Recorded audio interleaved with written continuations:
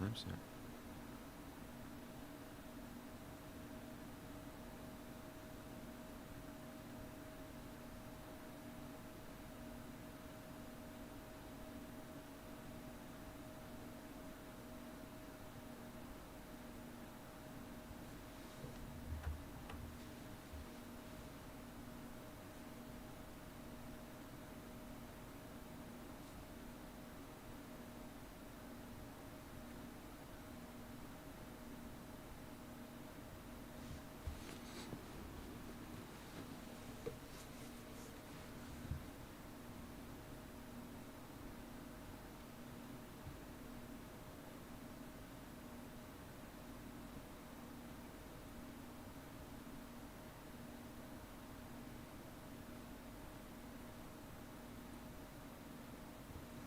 Okay.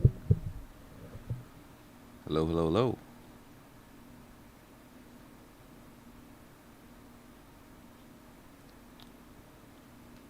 Alrighty. Here we go.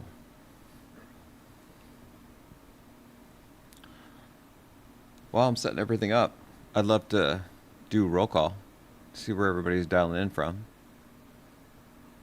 Dino, I think you're Austin, Texas, maybe? Colin, what's going on, man? Sweden, awesome. Love it. NM, you guys have some great compute infrastructure over in Western Europe. Let me just check restream over here.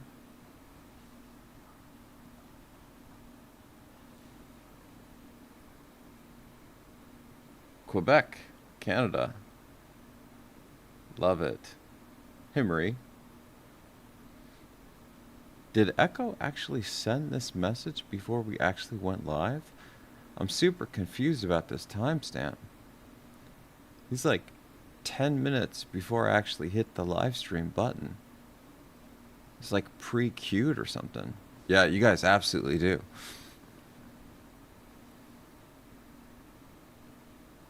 Oh, let me check Facebook real quick. Make sure we've got our live stream stuff over there.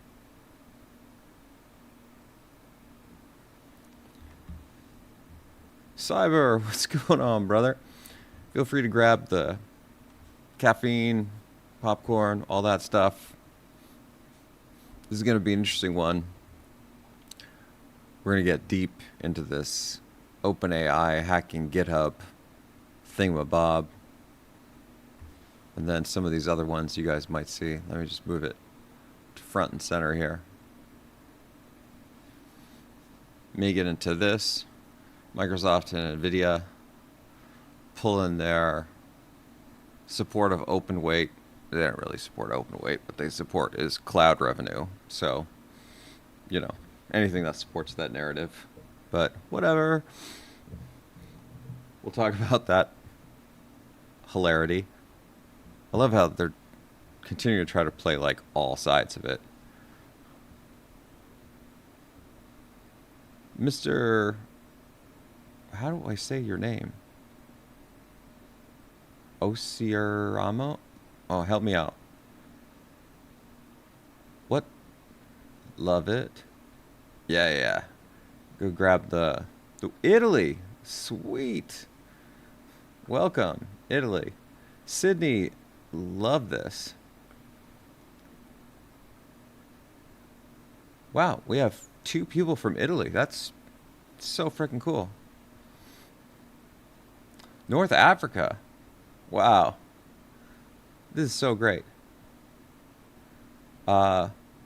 Is it Rocio? Am I saying that right? Rocio? Or Rocchio?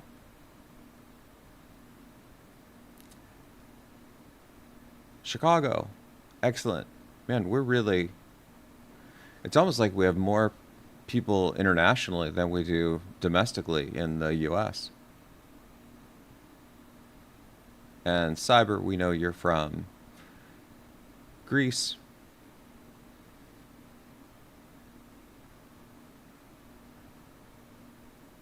Yeah. Well, yeah, with this with this live stream name, and I did a little homework, guys. I did a little digging, and it's quite a story. Quite a story. Especially once you dig beyond their story, which we'll get into. It's going to take a little while.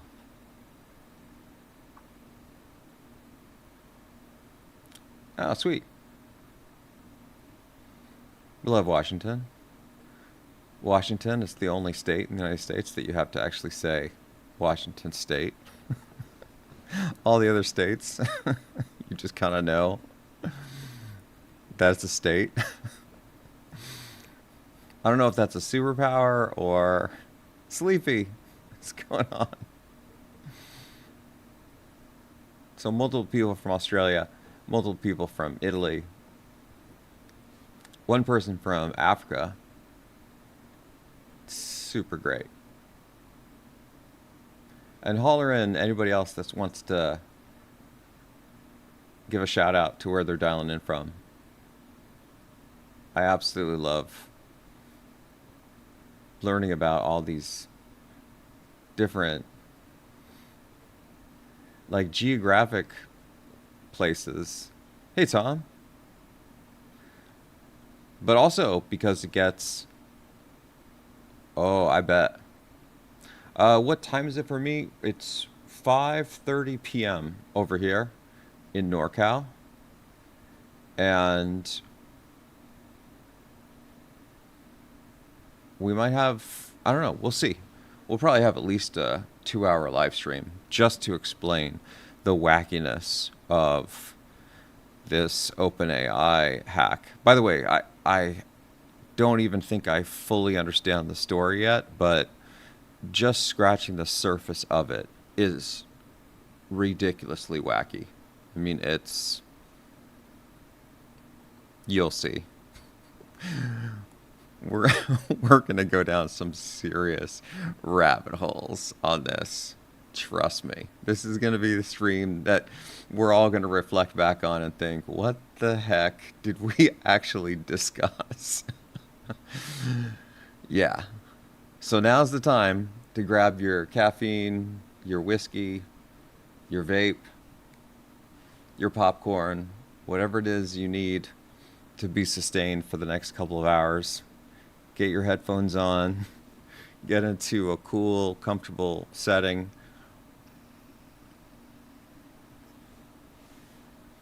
Sleepy saying, I think the fix using the Chinese model is an entire topic in itself. Oh, yeah. Oh, yeah.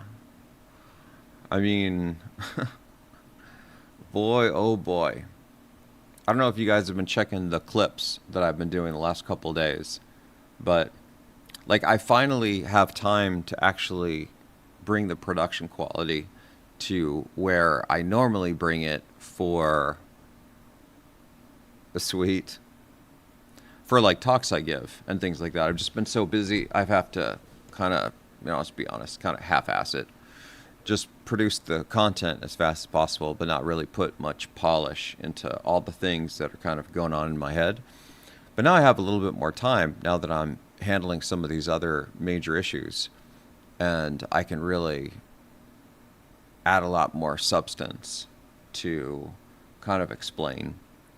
But anyway, in some of those most recent clips, I start to tease out, I think, some of the deeper stories of what's going on, the pricing hikes, the establishment of the open weight models, the proliferation of the technology, the interestingness of model distillation and what that actually means domestically, internationally, how it's really fascinating in my mind how super wealthy startups and big tech are 1,000% again in support of the in support of the idea that they can have fair access to all the content in the world, but then the moment someone tries to turn around and use their service as sort of fair access, they want that to be completely shut down. And I think that's total and complete nonsense, right? It's okay for you guys to do it, but then it's blasphemy if anybody else tries to do it. Like that feels like you want to have your cake and eat it too. But I think it's even more ironic that companies like Microsoft and Nvidia are coming out against OpenAI and Anthropic saying, hey, no, we actually support model distillation. Why are you shutting that down? When the truth is they're not actually in support of model distillation. What they're in support of is cloud revenue. And so they obviously don't want that to be shut down. But in doing that, in supporting that argument, they're actively going against some of their partners, which are OpenAI and Anthropic.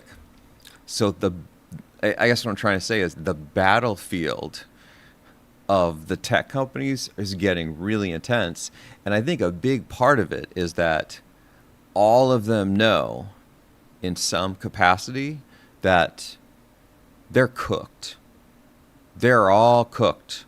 This whole little future world that they were going to own everything and we're all going to be beholden to their little cloud mumbo jumbo, whatever nonsense, that future is evaporating at a rapid cadence. And they're all scrambling in any way they can to try to keep that narrative alive. And I think the only company that at least has like some sort of a semblance of a prayer is Nvidia. But I think even long-term Nvidia is going to be, they're going to have a really weak position.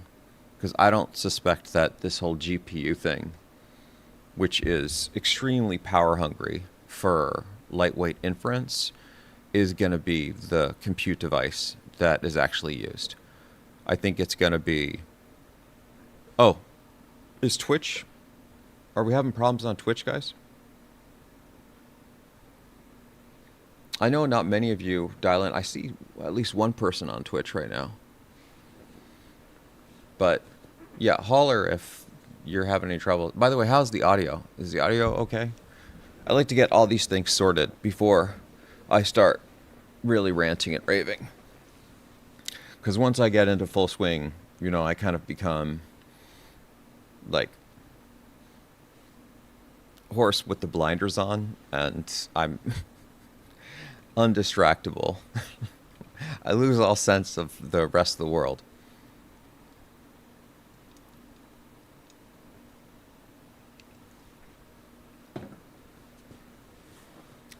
Sweet.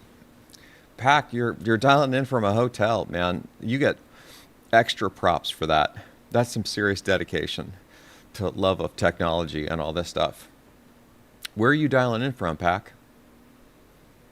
Just curious. Anybody that hasn't chimed in for their roll call on... Sweet. Whoa, what is this? I'm trying to give you a heart, Raxus, but my system is kind of blocked here. It won't let me. Hold on. What if I click on you? Yeah, it's a fail. There's some bugs. Oh, okay, cool. Awesome.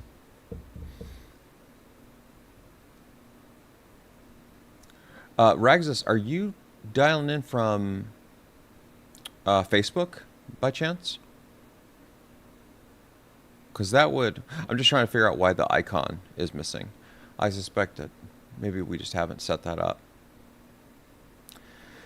Anyway, okay. I think that we've got a quorum. And let me just check one more time. I think everything's rolling in pretty good from Insta and YouTube, Facebook, Twitch, no idea with TikTok. If you're on TikTok, my apologies. Uh, you may want to hop over to YouTube or Twitch so you can get the full screen. By the way, for those of you on the portrait mode for this live stream, you might want to be in landscape because I'm probably going to show a whole bunch of pictures. But you do whatever's best for you. I'll try to keep it front and center right here, but we're probably going to be looking at multiple images like all at once.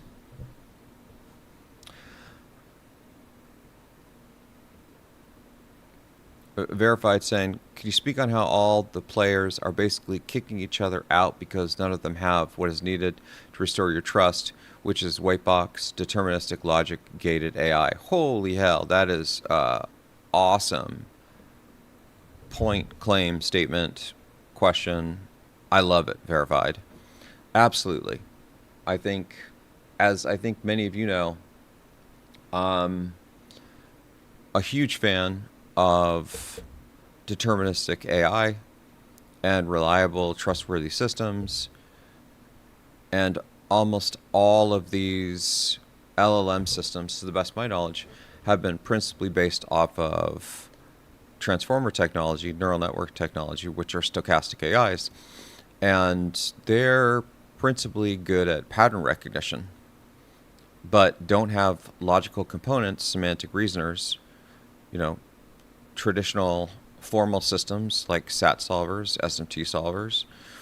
And because of that, they don't actually know what they're doing. Now, over the last couple of years, they've tried to address that by adding like these reasoning systems. But to the best of my knowledge, the reasoning systems that they've added, they haven't done it the right way. They're not at the hypervisor level. They really need to be at the base of the system. It's not a room that you add to the house. It is the foundation of the house. And the reason why it needs to be the foundation is that all things are supported by it. So in their defense, they have added these reasoning components that start to do some amount of verification and analysis on what they're doing, which is part of the reason why they can sort of do logical steps, but they still get confused on, like, one of the fastest ways to tell that they don't really understand is if you ask it to generate something, like a number of steps to do a task, or an image, or a song, or something like that, and then you say, now take what you built and make one change to it. I want you to change line 17 and only line 17. Or in this image, I want you to change just this one piece over in the top left. And almost all of them utterly and completely fail at this.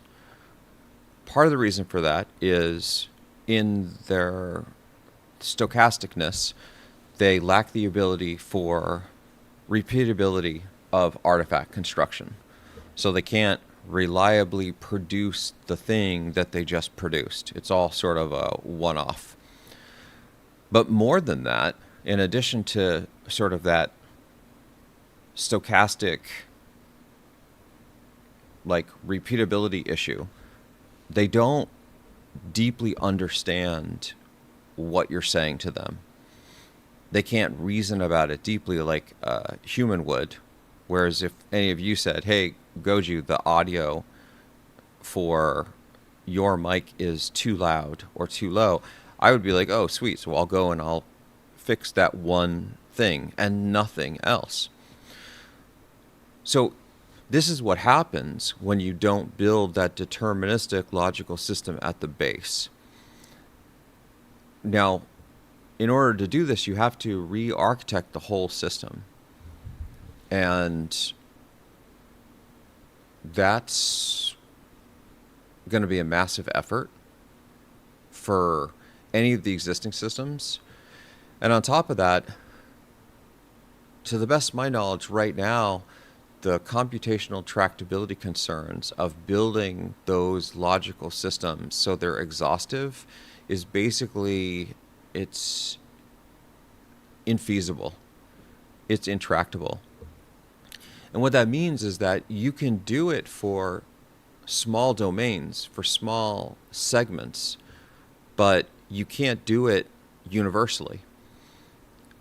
And that goes directly against the thesis of AGI, which is supposed to be this generalized thing that works across all domains.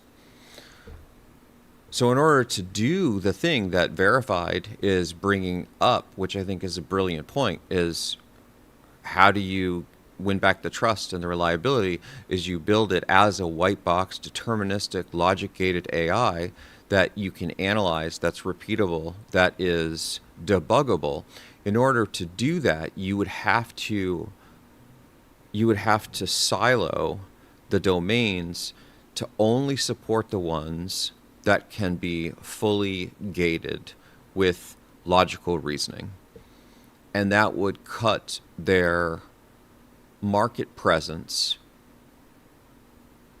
by like 2/3. And they're not willing to do that. That's my speculation. There's no way that they're going to say, okay, yeah, let's do this the right way, the way that we can support right now with today's technology, and we're going to shrink our margins of potential profit by just to this small sliver. And yes, so everything I think can actually be logic gated. One, as long as we have the semantic systems that are in place for those domains, and we have the knowledge graphs. By the way, Verified, if you're not on our Discord, I strongly recommend you hop on over there. It seems like you know a lot of stuff. I love what you're saying here. And we could use your brain power over in the inner circle group of us nerds. Yeah, we absolutely have the logic. What I'm getting at is we don't necessarily have the compute power for it. Or at least we don't have maybe the implementation for the compute today across all domains. Especially in spaces where it gets ambiguous. Things like art or music. It's very easy to do in spaces that are STEM. Or maybe not easy, but it's easier. Anyway, I could discuss this with Verified for hours on end, and it's going to side rail us. But I actually love this line of thinking, and this is absolutely the way that we need to go. But rather than detouring the entire focus of our live stream, I'm going to put a pin in this for the moment. Maybe we'll circle back to this. But this is absolutely the way that I think things should be heading, and what we're actually building with the GS system and the purpose of diff. Okay, so I think I saw another question in here. Dino is asking. So Dino's asking, can you explain how after Hugging Face attack, a Chinese model was used because of OpenAI's guardrails? So that part I haven't gotten into. I only looked at it peripherally. Maybe we'll look at this live. And I do think that that is hilarious, by the way. As I think Sleepy was talking about earlier, about how Hugging Face went and used a Chinese model.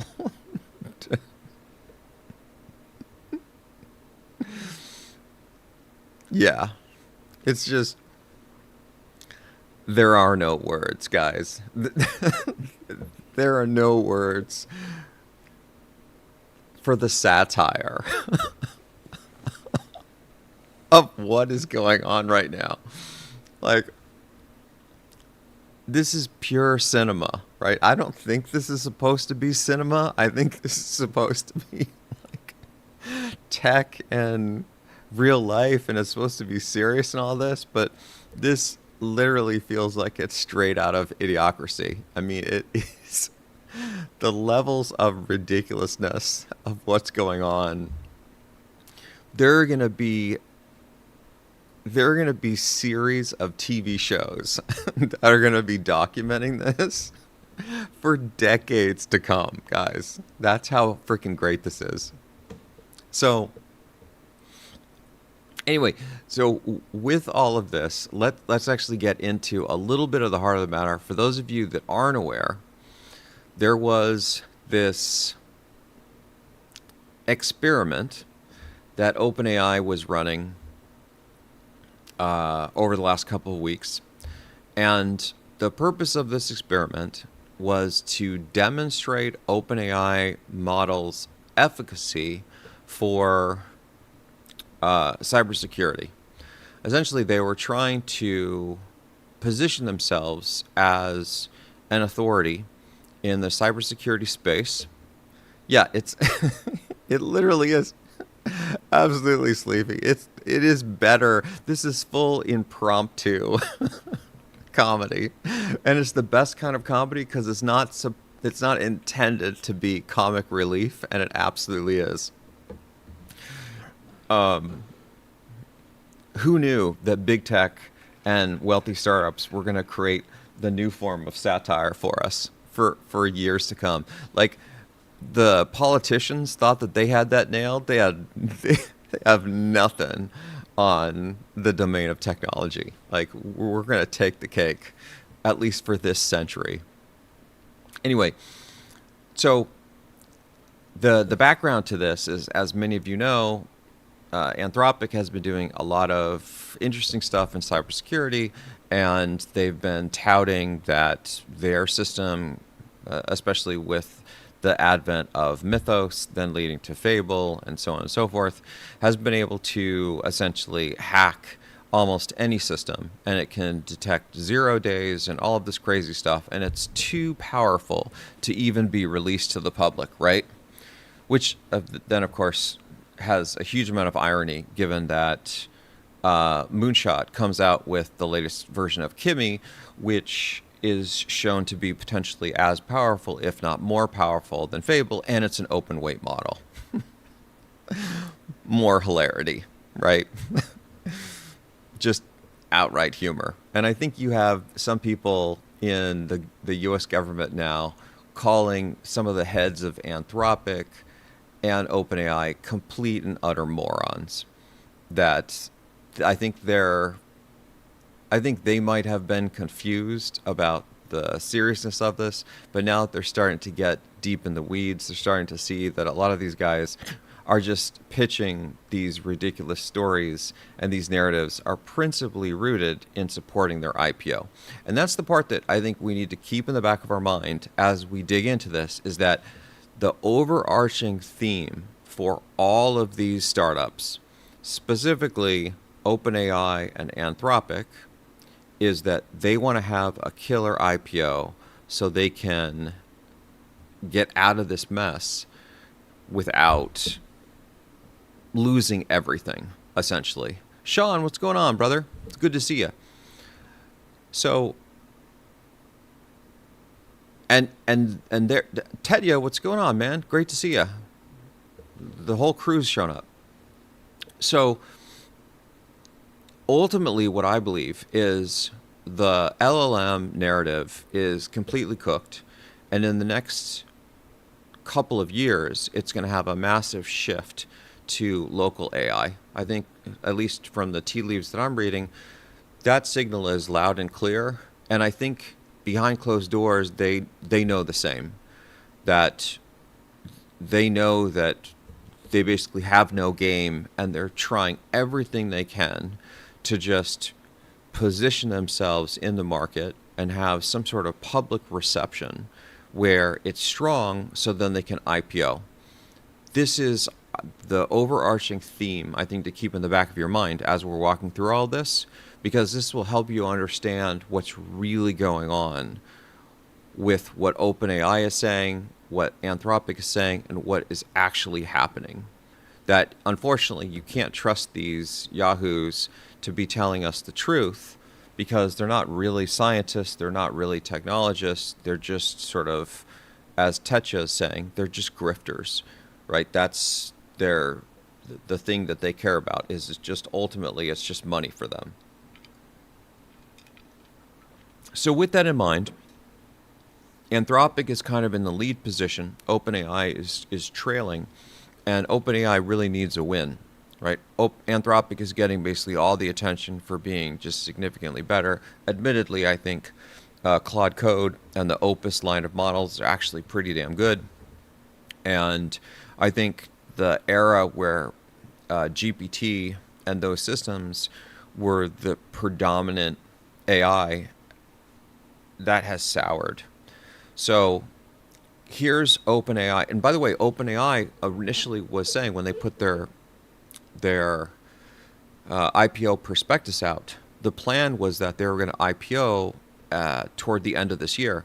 And then they restated very recently that they've changed their story, that they're going to now target 2027. So they're already reading the tea leaves themselves. Part of this has to do with how XAI floundered when they had their IPO. You know, it spiked and then stuff happened and it's doing this kind of thing. And then everybody else is kind of backing off because they were using that signal to help decide what they were going to do.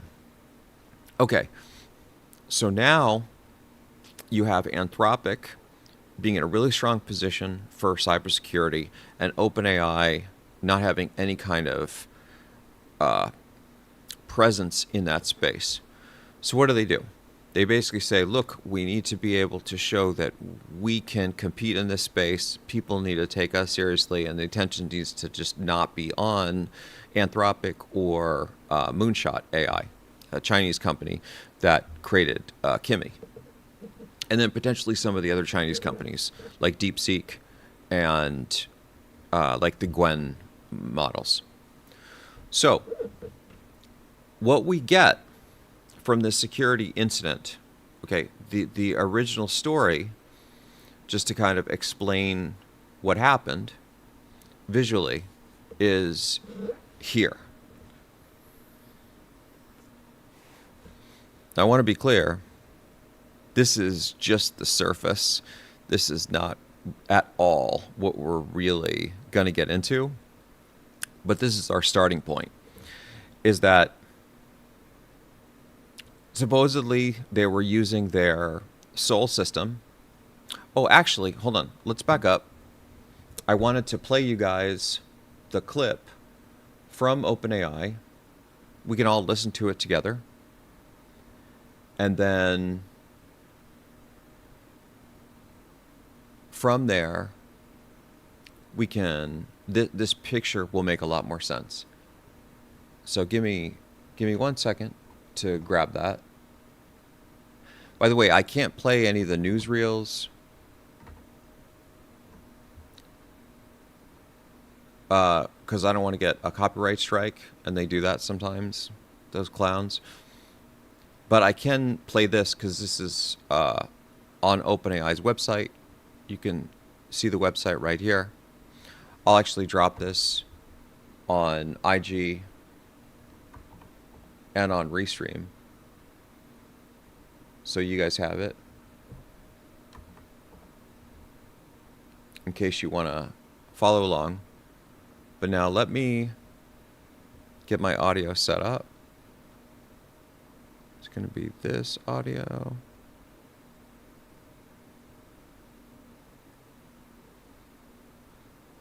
And maybe I'll have it be this. Okay. I'm going to pause that for a second. Let's see if this works. Last week, Hugging Face Okay, that worked for me. Let's try over here. closed a new kind of All right. So hopefully you guys can hear this now. Don't worry, it's not too long. But this will help explain things quite a bit. We'll listen to it as we kind of read along.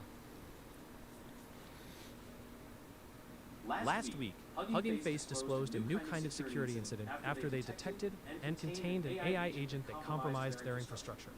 Something we expect to become more commonplace with the proliferation of increasingly cyber-capable models.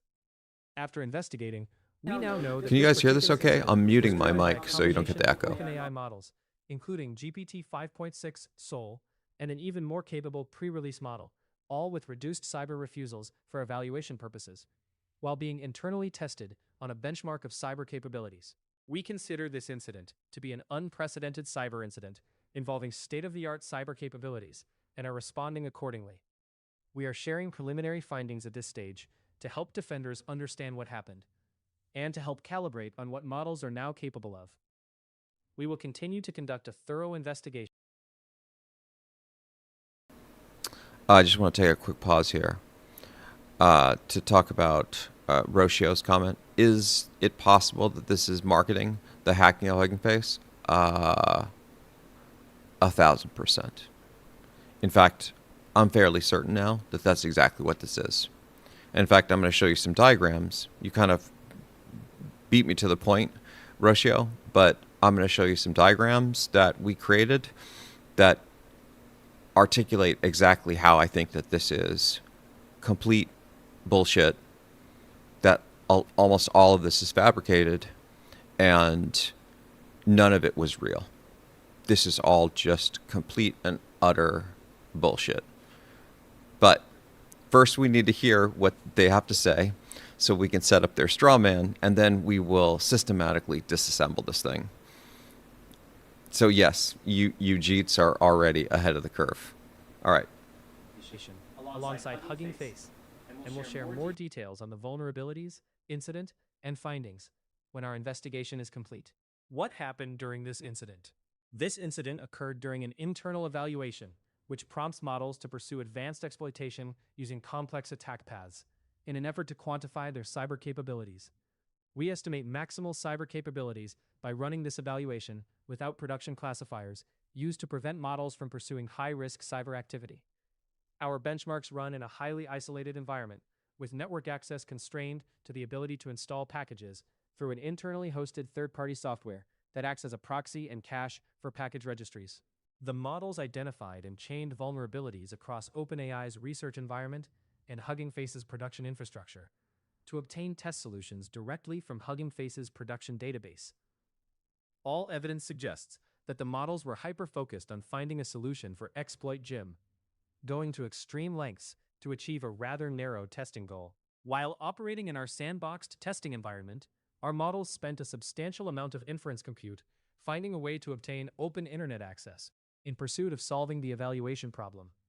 To gain access, the models identified and exploited a zero-day vulnerability, which we've now responsibly disclosed to the vendor, in the package registry cache proxy. With this access, our models performed a series of privilege escalation and lateral movement actions in our research testing environment until the models reached a node with internet access. After gaining internet access, the models inferred that Hugging Face potentially hosted models, datasets, and solutions for exploit Jim. Knowing this, the model searched for and successfully found ways to gain access to secret information that it could use to cheat the evaluation. In one example, the model chained together multiple attack vectors, including using stolen credentials and zero-day vulnerabilities to find a remote code execution path on the Hugging Face servers. OpenAI's security team discovered this anomalous activity internally. Hugging Face's security team and agents detected and stopped the activity on their infrastructure and had already begun containment and forensic reconstruction with their own open-source models when our teams connected. We are actively working with them to continue to investigate the incident. We are grateful for Hugging Face's rapid and close collaboration on investigation and remediation. Actions we are taking now. As part of the investigation, we are implementing. All right. Boy, listening to that marketing hype nonsense is super painful. But I want to go back to what some of you guys were saying. First, Pack saying any serious red teamer is going to use an air gap system. Yeah. Also, they found a server that had internet access. That's interesting. Right? So it escaped the sandbox, and admittedly, there are ways to escape sandboxes in air gap systems using non like internet related technologies, using things like Bluetooth or near field communication, things like that. It's pretty advanced, but you can do it. But it sounded to me like the escape hatch for the sandbox was finding a node that was within the sandbox that had internet access that then it escaped from. You'll also hear that they talked about how there are these stolen credentials. We're going to get into a little bit of that wackiness here in a second. And the whole setup of this, you'll also notice that, like, as soon as GitHub was hacked, sorry, Hugging Face. Oh, hold on, I'm confused. I thought there was a GitHub in here. Was it Hugging Face or was it GitHub?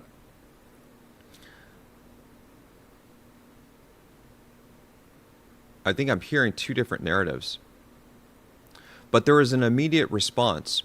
And there's another piece of this that I think is really fascinating, in that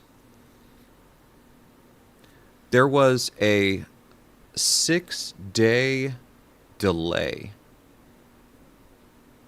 between when the incident happened and it being publicly released. This is super important. This is a super important piece of information, right? When you have these incidents,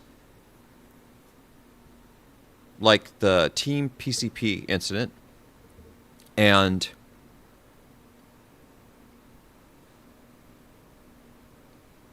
like the most recent one where it was on the Microsoft marketplace, and then it infected GitHub. Something like 18 minutes, it was live, and the next day, the whole world was notified. Why was there a 6-day delay in making this public record? This is something that is a really critical piece of this story that reinforces the idea that it is a story and it's marketing hype. Because in that 6-day period,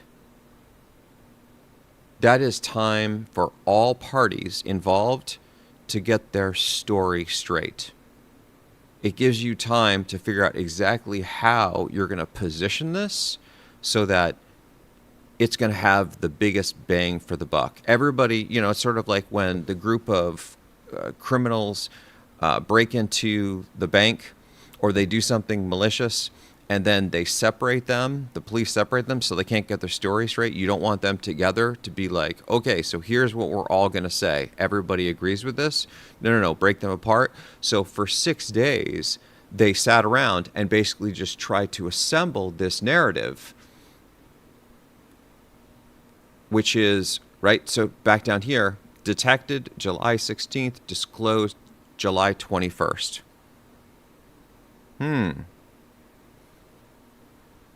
That's very interesting, right? Okay, so now we understand a little bit of the background of this story. Now we can get into understanding what this picture is actually capturing. So OpenAI set up this sandboxed environment, and they disabled their safety protocols, and they had something like nearly 900 CVE challenges that they were supposed to try to replicate or explore, right? Because you're trying to demonstrate that this thing has cyber attack potential.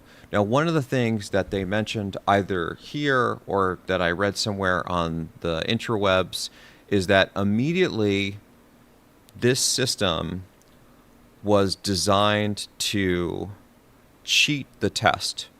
That the initial goal was to try to satisfy they could actually achieve these nearly 900 CVEs inside of Exploitium, but OpenAI or others basically said that the rogue AI went in and it figured out that the best way to beat the test is to cheat the test, to not actually try to achieve these things, but to hack the system so that you could essentially get the answers. Now, I want to be clear about something.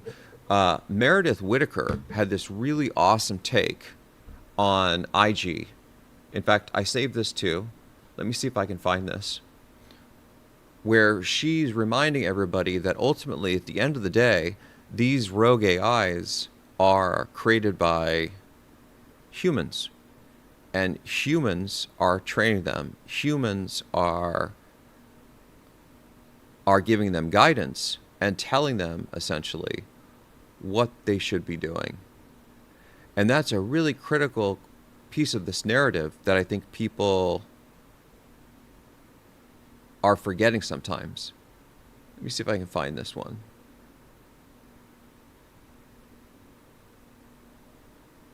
Where is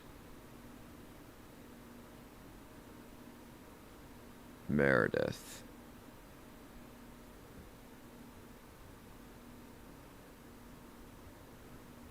I know I saved you.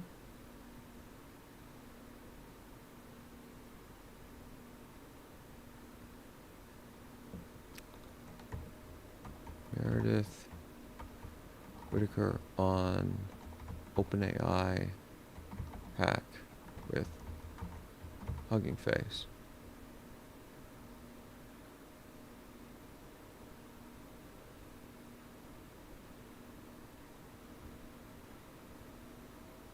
Okay, I think I found it.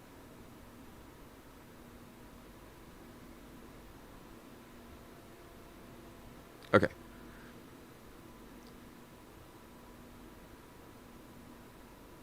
And for those of you that don't know, Meredith Whittaker, I think she's one of the strongest, most trustworthy technological voices in the space today. She's the president of Signal and maybe the founder as well. Signal, the security texting app. And generally speaking, whenever Meredith talks, I tend to just shut up and listen to what she has to say. That it's just pearls of wisdom. So let's give her a listen. I'm going to mute myself here and let her go. Hacking Hugging Face, how seriously do you take this? Well, look, I think one of the things that was concerning to me about that, yes, there was a breach. Yes, there was, a number of issues around Hugging Face's access to defensive models. We have a whole nexus of issues there. But I think we need to back up. This wasn't OpenAI hacking Hugging Face. This was an offensive exercise in which a human being told a model created by OpenAI, a system of software and hardware and statistical models that included an OpenAI model, to exploit vulnerabilities in software. That model then went ahead and did that. It did that in some unexpected or unpredictable ways. It did what it was told to do by the human beings who were running that exercise. 100%. And I think this is a really important piece of the narrative that people are conveniently forgetting because it sounds far more sensational and salacious. Yeah, she's absolutely brilliant. If you guys haven't followed her, I strongly recommend you add her to your list of voices to trust. Just absolutely knows what she's talking about, and one of the most trustworthy voices, I think, in tech today. This, I think, gets at something that I think a lot of people are overlooking here, which is OpenAI is trying to pitch this narrative that, oh, the AI went rogue and it did all this stuff, right? It like went and it hacked Hugging Face and did all this bad stuff. And wow, our AI is so extremely powerful. It can do all this crazy stuff. No. Not at all. What it was is that humans directed this thing, guided it, and told it to do really bad things. So instead of this narrative, which is what OpenAI is peddling, what if instead, like the real narrative was something more like this? What if this is what actually went on? So give yourself a moment and take a look at this diagram and see what we have here. I'll give you guys a minute to just grok on this for a second. I'm going to actually take a quick bio break so you can stare at this, and then once I get back, we can try to dissect this baby next to the, I'll actually put these side by side so you can see the original diagram, which is the story that OpenAI is peddling, and the story that I think may have been what really happened.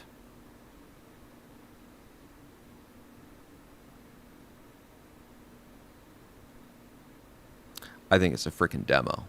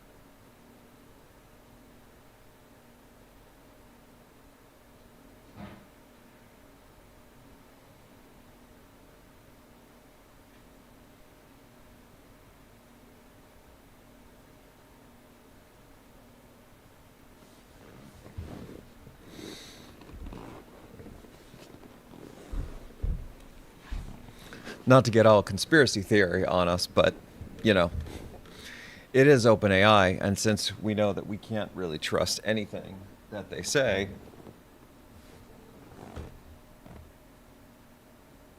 oh,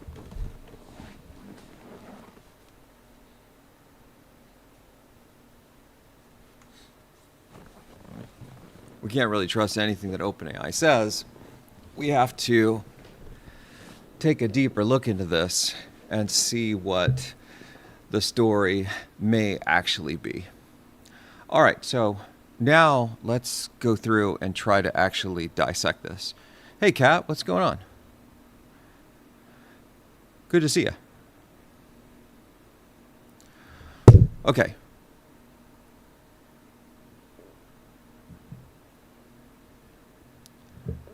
So, like in the original diagram, we did have this Sol 5.6. And by the way, supposedly there is this pre-release model that's been redacted. I got to be honest with you, I don't even know that this exists. I think that this could be more sensational hype that's going on, just to add a more mystery. Like, we don't actually know about this other model, and OpenAI, one of the ways to position yourself and create more excitement is that you have undisclosed technology that you're using. And so let's go ahead and pretend that there's some supermodel that we've included, and it's so powerful we can't even talk about it. I mean, they're literally pulling directly from Anthropic's playbook on what they did with Mythos. Oh yeah, so check this out. So Tetya's saying, oh shoot, just realized OpenAI has government contracts. Oh yeah, so let's actually go there. You guys are like on fire tonight because you're literally getting in front of exactly where I'm going. So let's put this over here.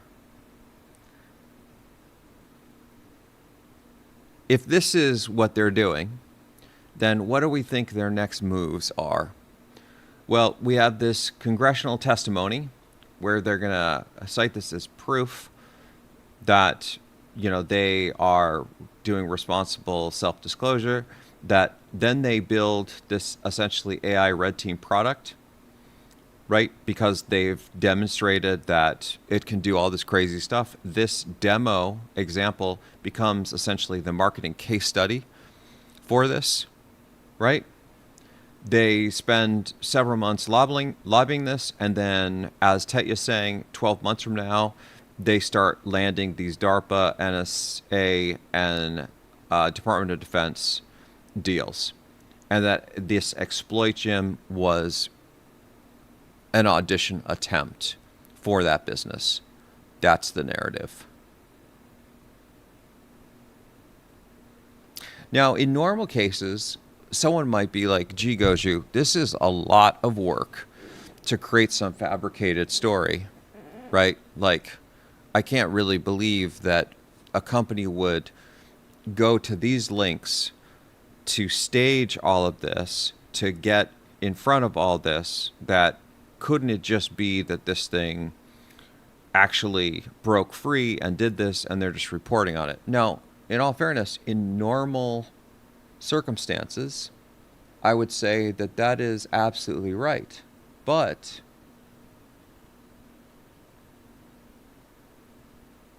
with OpenAI, there's a couple pieces of data that argue directly against this. And let me show you those next.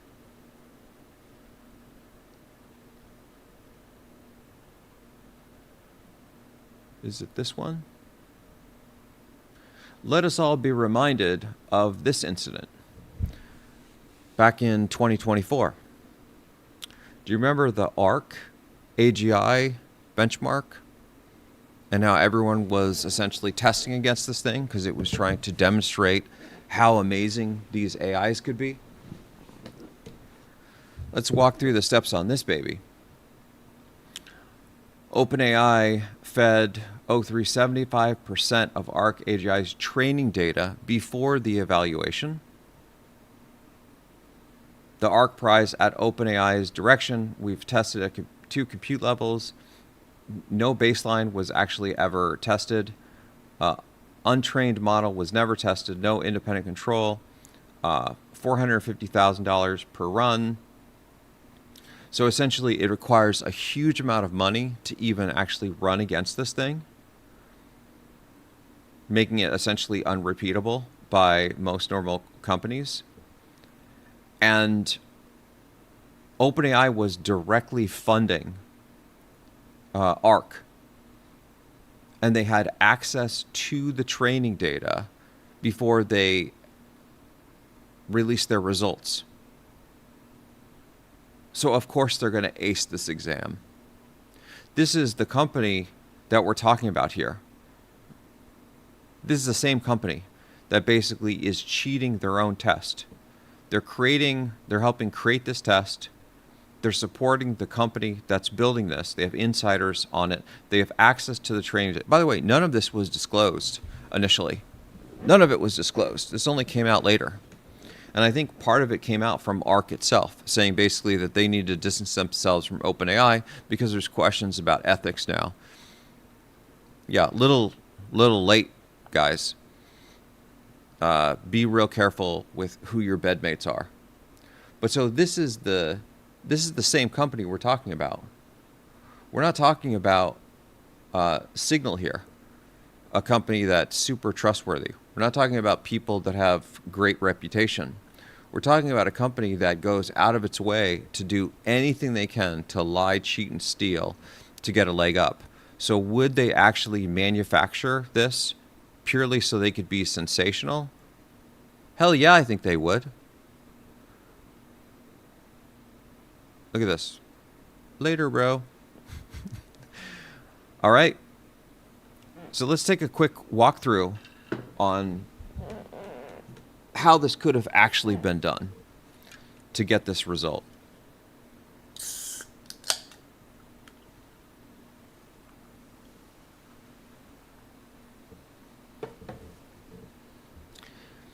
Is whether or not that there was a 0 day right here on this package registry proxy, I don't know. I haven't gotten farther enough along to understand if there was a 0 day exploit that they found that somehow was able to get past the sandbox. Maybe, maybe not. One of the things that I think is potentially very curious is this section where they were able to steal these secrets over here. There's a lot of discussion about how it hacked some system and it was able to obtain these stolen credentials and then get access through this RCE. Maybe. But maybe it was fed these credentials right out of the gate. Again, in a normal scenario with a normal company that could be trusted, this wouldn't even surface as a possibility. But we're talking about OpenAI here. This is like the king of liars and thieves. I think absolutely they could have trained that model, fed it this information, directed it to go hack Hugging Face, and this could have all been part of the plan. That it's basically a trained, directed model. Like, here's exactly what we're going to do. We're going to give you the stuff. All you need to do is essentially just walk through this. And then again, when we get down to whether Hugging Face was involved in this or not, this part I don't know. I mean, I don't think Hugging Face is as corrupt, and I don't think that they are. I don't think I've known of any case where Hugging Face has openly lied to the public, although admittedly, yeah. Thanks, Macchio. Sadly, I think that that's probably where I'm leaning to, is that, for example, when Anthropic was discussing the stuff with Fable and Mythos, Dario is a lot of things. I think Dario is slightly confused, and I think his end of the world scenarios are a little off the deep end, but I don't think that Dario is a pathological liar. I think that Dario gets pretty excited.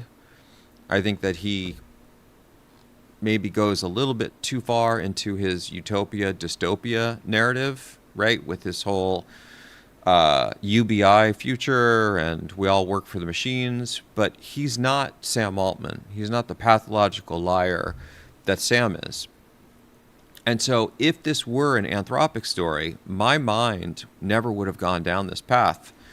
But given the history and the body of evidence that seems to support this narrative, I can't help but go down this path. So now what we've seen is we've seen evidence that shows OpenAI has already rigged these benchmarks in the past. But there's another piece of evidence that's critical to helping demonstrate how real and how likely this really is. And that piece of evidence is this. In order for you to be a security expert, in order for you to be able to build these systems so they can detect these violations, these hacks, you yourself need to be amazing in cybersecurity. You have to be, right? If you aren't an expert in cybersecurity, you can't build a system that's going to be an expert at exploits. So then how is it that this same company had all of these breaches. So now let's get into the data that shows that OpenAI actually doesn't know the first thing about security. Here we go. We'll start with this incident number 1. Early 2023, a single hacker got into OpenAI's internal employee forum. They stole the AI architecture. This supposedly happened from China. This is CCP. Who they told about this? Nobody. Didn't tell the FBI, shareholders, public. No one was informed.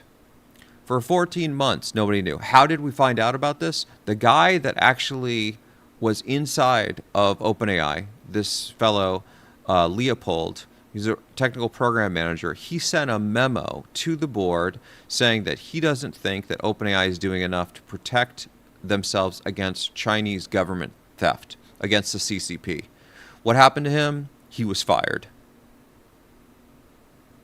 Here's what he's saying. Are you protecting the secrets from the CCP? Right? We keep going back to the CCP because CCP is, they're not your friends. The only friends the CCP have is themselves. So here's an example of these guys that are supposedly these incredible security experts that can build these amazing systems, yet they have this breach. There's 14 months of silence. They informed essentially nobody.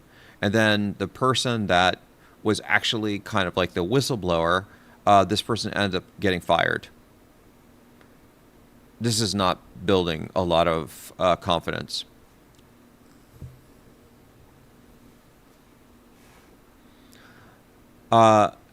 Scenario 2. We have another case where the chat histories were exposed, as well as payment data. 3 major breaches, 3 different vendors. 0 of these were made public by OpenAI. So you have to ask yourself, if they can't secure their own stuff, how could they possibly build a system that can hack other people when they don't know? Like, shouldn't they be hacking themselves first to build up their own security defenses? I mean, that would be the first step in my mind. Where is that? By the way, this is all public knowledge. You can, yeah, thanks, Pac. Yeah, as I was mentioning, I finally have time now to start to put these together more at the level that, more to capture the things that are actually in my head and not just say them, but draw pictures to help make this like a little bit easier to understand. So now we have a second example, and then I think that I have one more.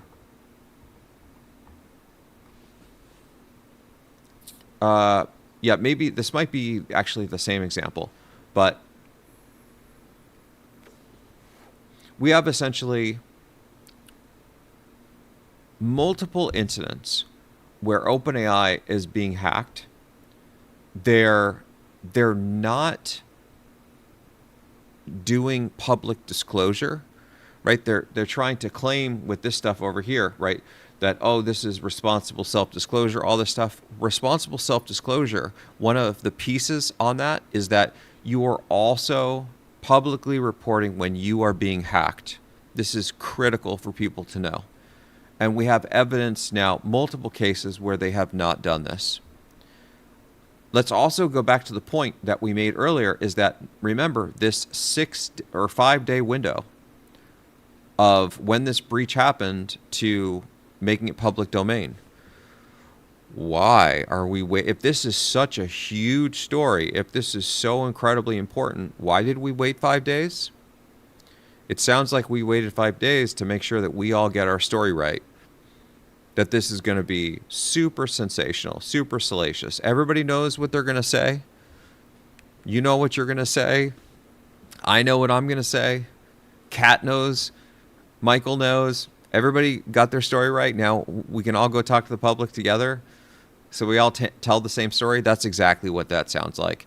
Because if you have a real incident, you don't need to get your story straight because everybody is telling the same truthful story. The story is what actually happened. The only reason why you wait 5 days is to make sure that you market this thing in the right way. So in my mind, the conclusion that I have, and again, I'm not even done doing my digging on this. This is just me spending a couple hours on this and what I've been able to assemble. But this is also based on a large amount of historical data that I have about OpenAI, that we all have, in the things that they've done and the degrees of untrustworthiness that they have. I think that this is a fully staged pretend narrative, and it's peppered with some details of truthfulness, right? So it has to be partially believable. You have to have certain things right. Like you have to say it was in a sandbox. You have to say that you are using this benchmark system, exploit gem, so you have a baseline, right? There's certain things that you have to kind of get right in order for this to be at least partially believable.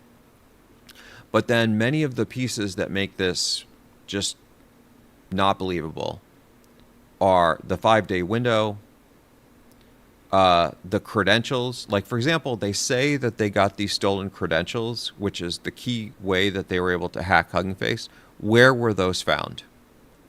I want to know exactly the location of those secrets and how they hacked those secrets. Where are the details about that? And then I want to know exactly why 5 days lapsed before you got this story out, because it sounds very much to me like it's a press release. So yeah, that I think is basically where I am right now with this OpenAI Hugging Face story. I do want to make it clear that while I am absolutely throwing shade at OpenAI, because I think there isn't enough shade in the world for me to possibly throw at OpenAI, I'm not necessarily throwing that shade at Hugging Face. Although I will say that Hugging Face absolutely knows that they're hosting models and skills that are malicious. And they're playing a very dangerous game by doing this, by using their users as guinea pigs to identify the exploits. And I think that's pretty reckless. I think that's careless. I don't really support that model at all. I think that's really poor form. But I'm not going as far as to saying that Hugging Face was in on this. I don't know that yet. I think that Hugging Face could have just been the target. Maybe some people at Hugging Face were on the inside of this. Maybe they weren't. I think a lot of it has to do with where these credentials came from. Like if these credentials got leaked to OpenAI, then clearly I think Hugging Face was in on it. But if instead these credentials were secured over here with OpenAI initially, like they somehow had access to these a priori without Hugging Face knowledge, then maybe Hugging Face wasn't involved. This part is not entirely clear to me. Yeah. Yes, exactly. So, Michael, 100%, right? And that's what responsible disclosure does. That, again, if you think back to the Team PCP event with the Microsoft Marketplace and the 18-minute window before they shut things down, it was found by GitHub, right? That exploit. That was reported the following day. The following day it was reported. It was like within 6 hours of it happening. And the memo from GitHub read something like, look, let's actually find what it said. Because I think Michael is making an excellent point. GitHub memo to public about Team PCP hack 2026. It was like in June, right?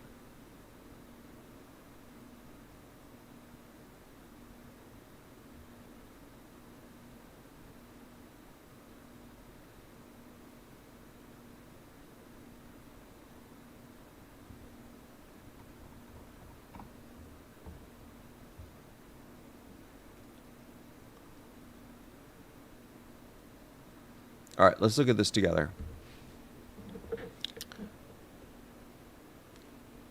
All right, here we go. So GitHub published a public security advisory and investigation update in late May of 2026, confirming an unauthorized access incident that impacted roughly 3,800 internal repositories after an employee device was compromised. Right.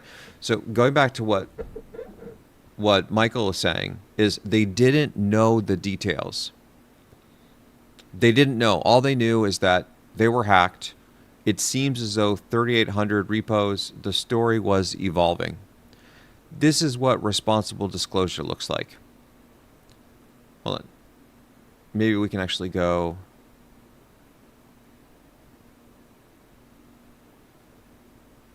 Yeah. So they basically let people know as soon as it happens. And then they let people know how it could potentially impact them. And then it's ongoing. It's ongoing. It's going to be like, okay, we don't know exactly what's happened here.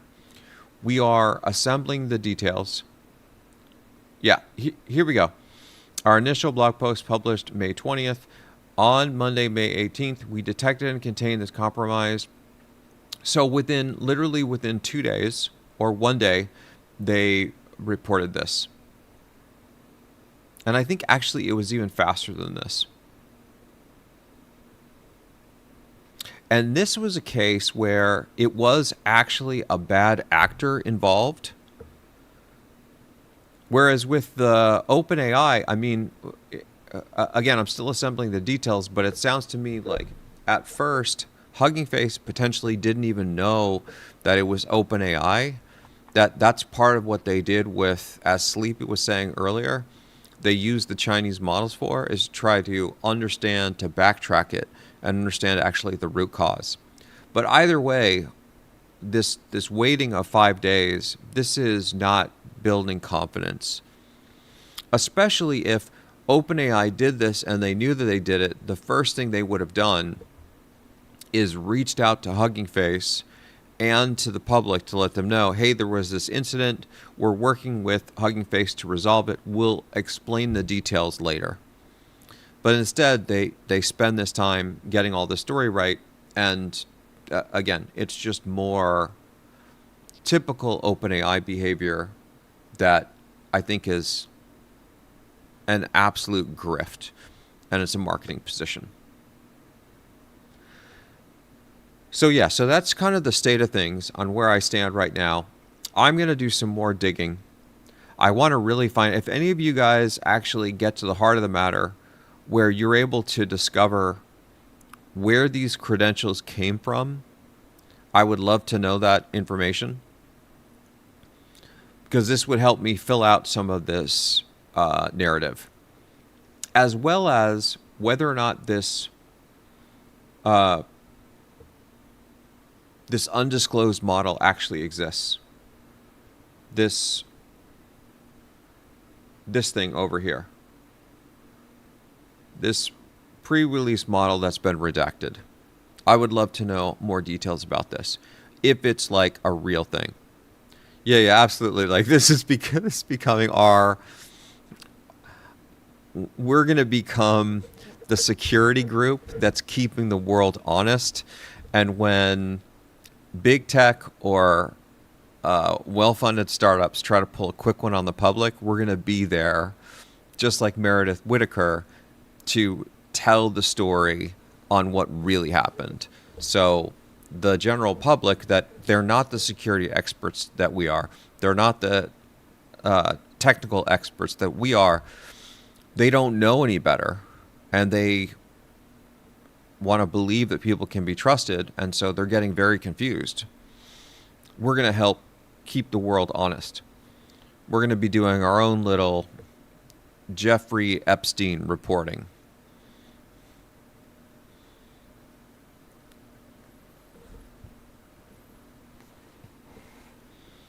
XBL is asking, didn't MS have something going on this week, or also they use AI to fix themselves or something? I'm not sure, XBL.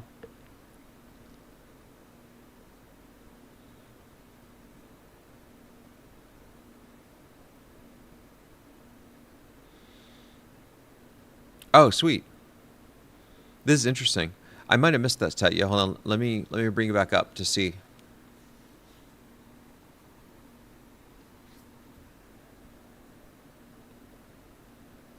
Oh, okay, I see. So Hugging Face disclosed it. Exactly. Right. And that part is actually very interesting. That Hugging Face confirmed. Hold on, let's go back to our timeline.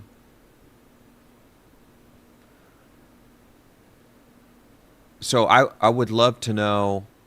So if Hugging Face put it forward, yeah, right. So this actually, what this does is this kind of supports the narrative that Hugging Face was not involved, that it was just OpenAI that was doing this nonsense.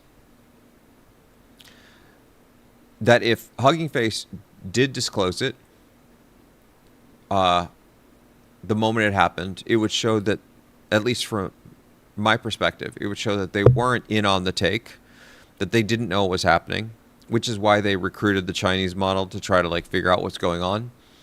And then whether or not OpenAI contacted them immediately and said, hey, I got to be honest, part of me wonders, because OpenAI is actually so clueless about these things, did OpenAI even know what their system had done?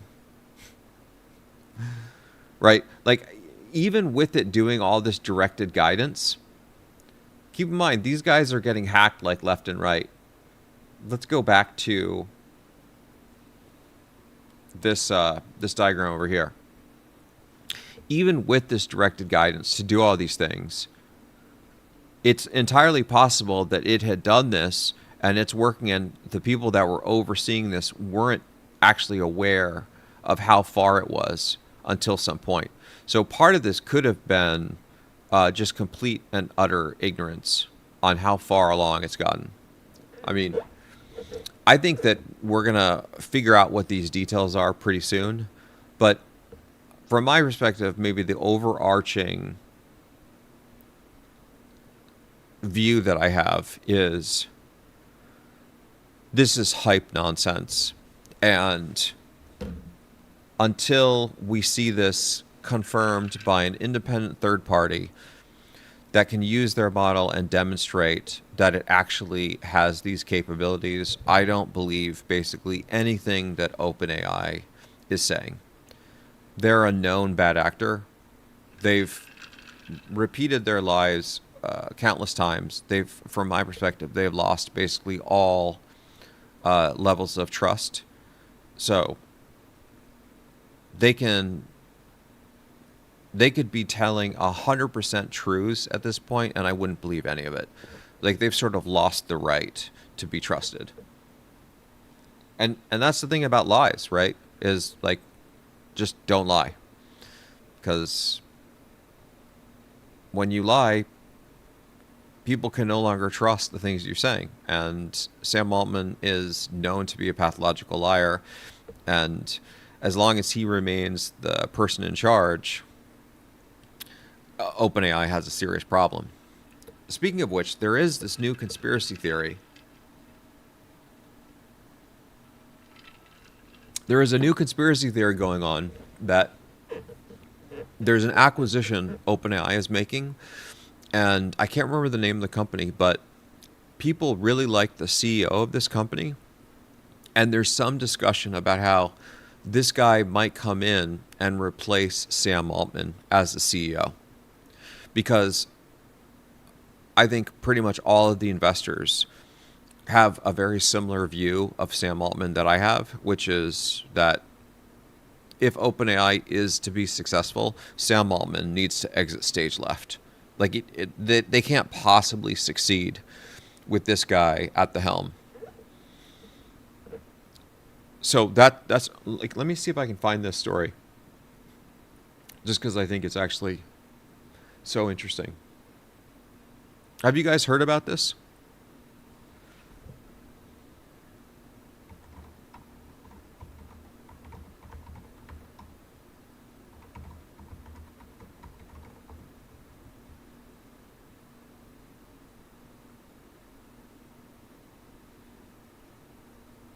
I think it's an acquisition that hasn't maybe happened yet.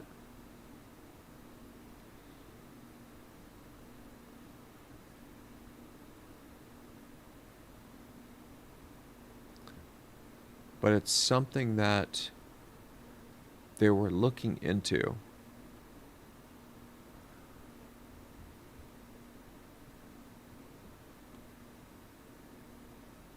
Yeah, 100% on that.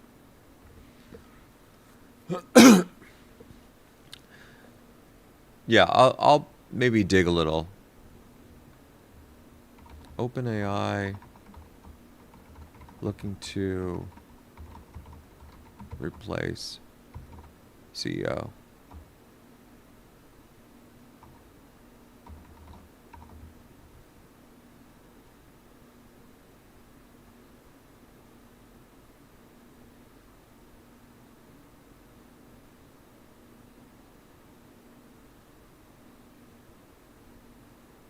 Okay. I can't find it immediately, but once I post this, maybe I'll figure out who it is at the time of the posting. Uh, every day saying, "Well, we're piling on OpenAI. Good time to remember the events surrounding Suture Balaji." Is this the guy? Was this the whistleblower guy? Every day from SF that supposedly unalived himself, but oh, Brett Taylor, maybe that's what it is. Yeah, I thought it was.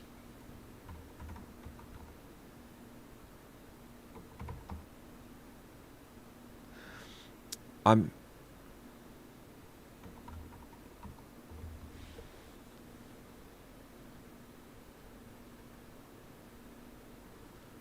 okay. Rico, you might be right.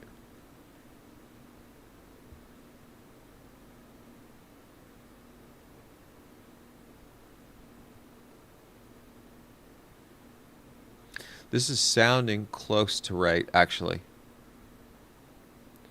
Yeah, because the company being Sierra.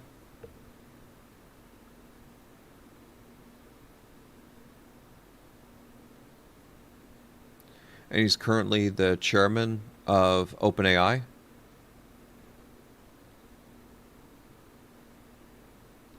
That might be it. That might be who I'm thinking about. Great call. I think that's actually it. Yeah, so every day is talking about there was a whistleblower that was going to report on some stuff that OpenAI was doing, which was really not great. And then I think that he wasn't in a super high position at OpenAI. And it was well documented, I think, that he was going to share some things about like the badness of OpenAI, and like he was talking with his family and things, and then suddenly I think that he was found unalived in his SF apartment. I think if I kind of am remembering the details about this.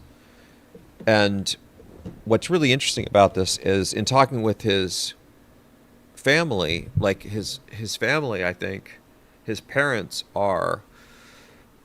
they're certain that it was not something he did to himself, that he was dead set on exposing the things that are going on in OpenAI, and he would be like the last person that would do this type of thing, but they had major fears of his safety. I would not put it past OpenAI at all. Like, this is the kind of corruption stuff that I think these guys will go to protect their interests. It will go that far. Like, they're not good guys. Specifically that Sam guy. Right? Just pretty bad human beings.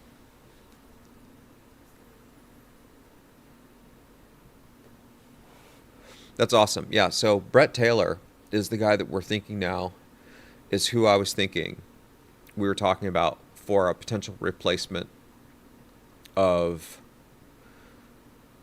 I'll close this and just put that there as the person that OpenAI may be considering for the replacement CEO. And I think if OpenAI did this, it could potentially turn their company around. Potentially. I think their burn is still, it's far too upside down. And I don't believe that they have truly disruptive technology. I think Anthropic has something. I don't think it's like too disruptive, but I think it's enough to kind of set themselves apart to not totally flounder. But potentially, if this guy came in and Sam Altman vacated the premises and they kind of washed themselves clean of that, that whatever, they could potentially turn themselves around. But that's going to be, I think, years in the making. I don't think that that's going to be able to happen anytime soon. What's also really tricky is that if they do a CEO replacement, usually the time frame for the public to adjust to that is going to be on the order of at least 12 to 24 months, which basically would mean that if you did the CEO replacement, you would want 12 to 24 months of that kind of burning in before they IPO. The alternative is you can kind of do what Uber did, which I think, did Uber IPO? How did Uber go about again? Actually, no. I can't remember when they replaced TK. If it was before or after. When did Uber replace TK as CEO? Before or after IPO?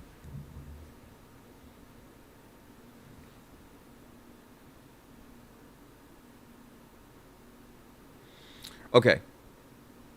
So here we go. This is maybe an example of what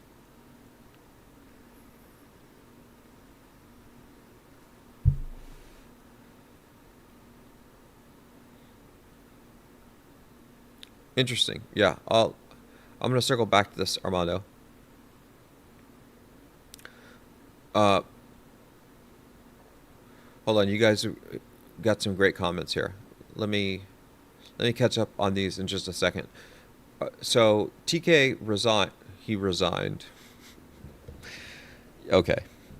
And then Dara came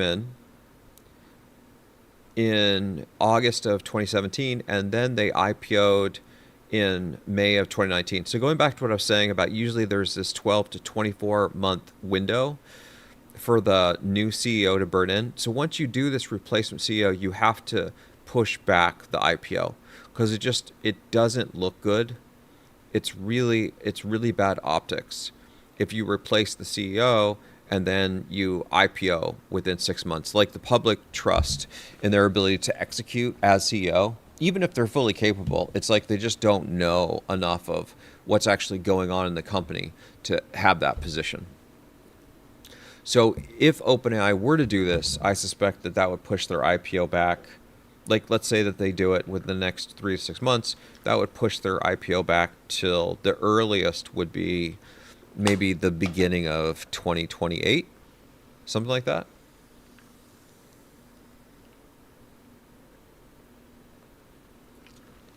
That's my speculation. Although if I were on OpenAI's board, I would race to do that.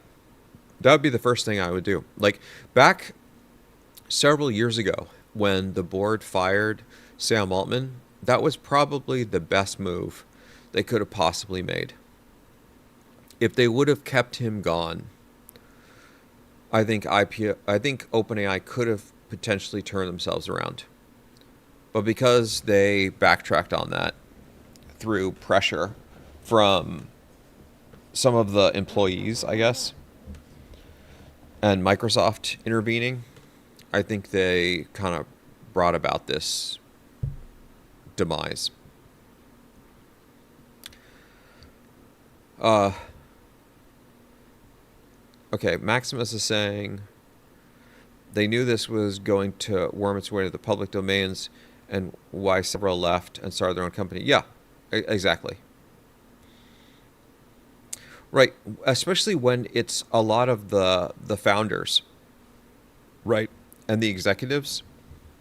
It's one thing if it's just normal employees leaving, right? But when you have the people that like co-founded it and you're having such serious public tensions with people like Elon Musk, this is just really bad uh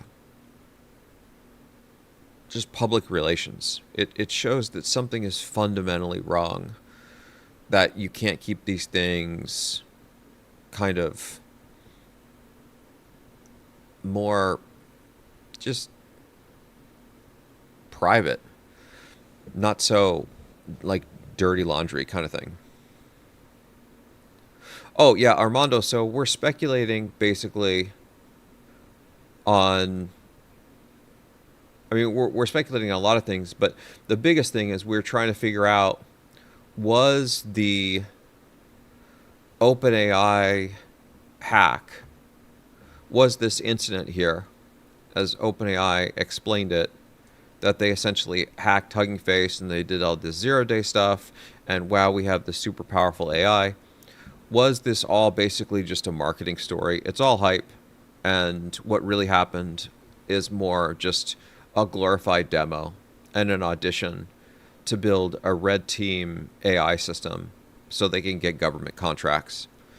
That's basically like the gist of it. And I'll be putting out a bunch of clips, I suspect, in kind of like a short cadence that'll summarize this.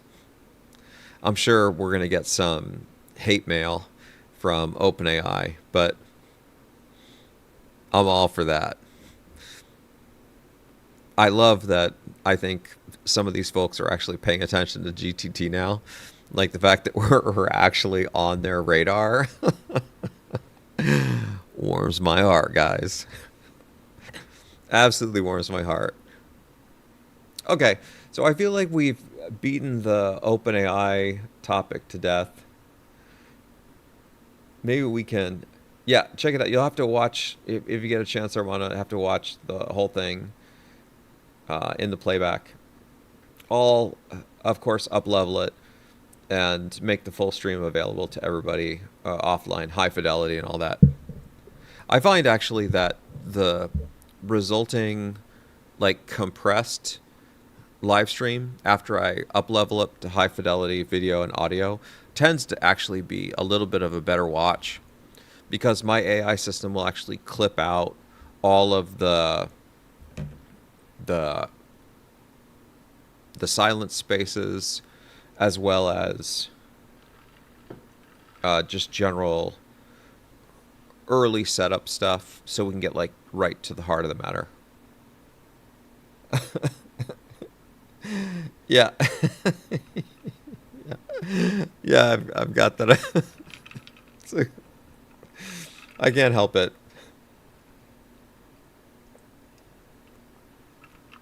Oh yeah,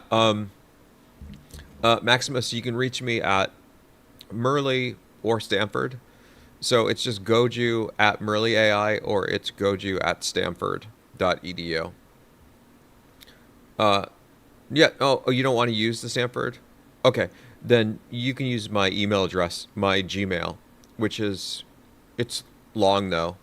It's justin.gotchlick at, this is this is why I have to go by Goju, just because Gotchlick is just way too long.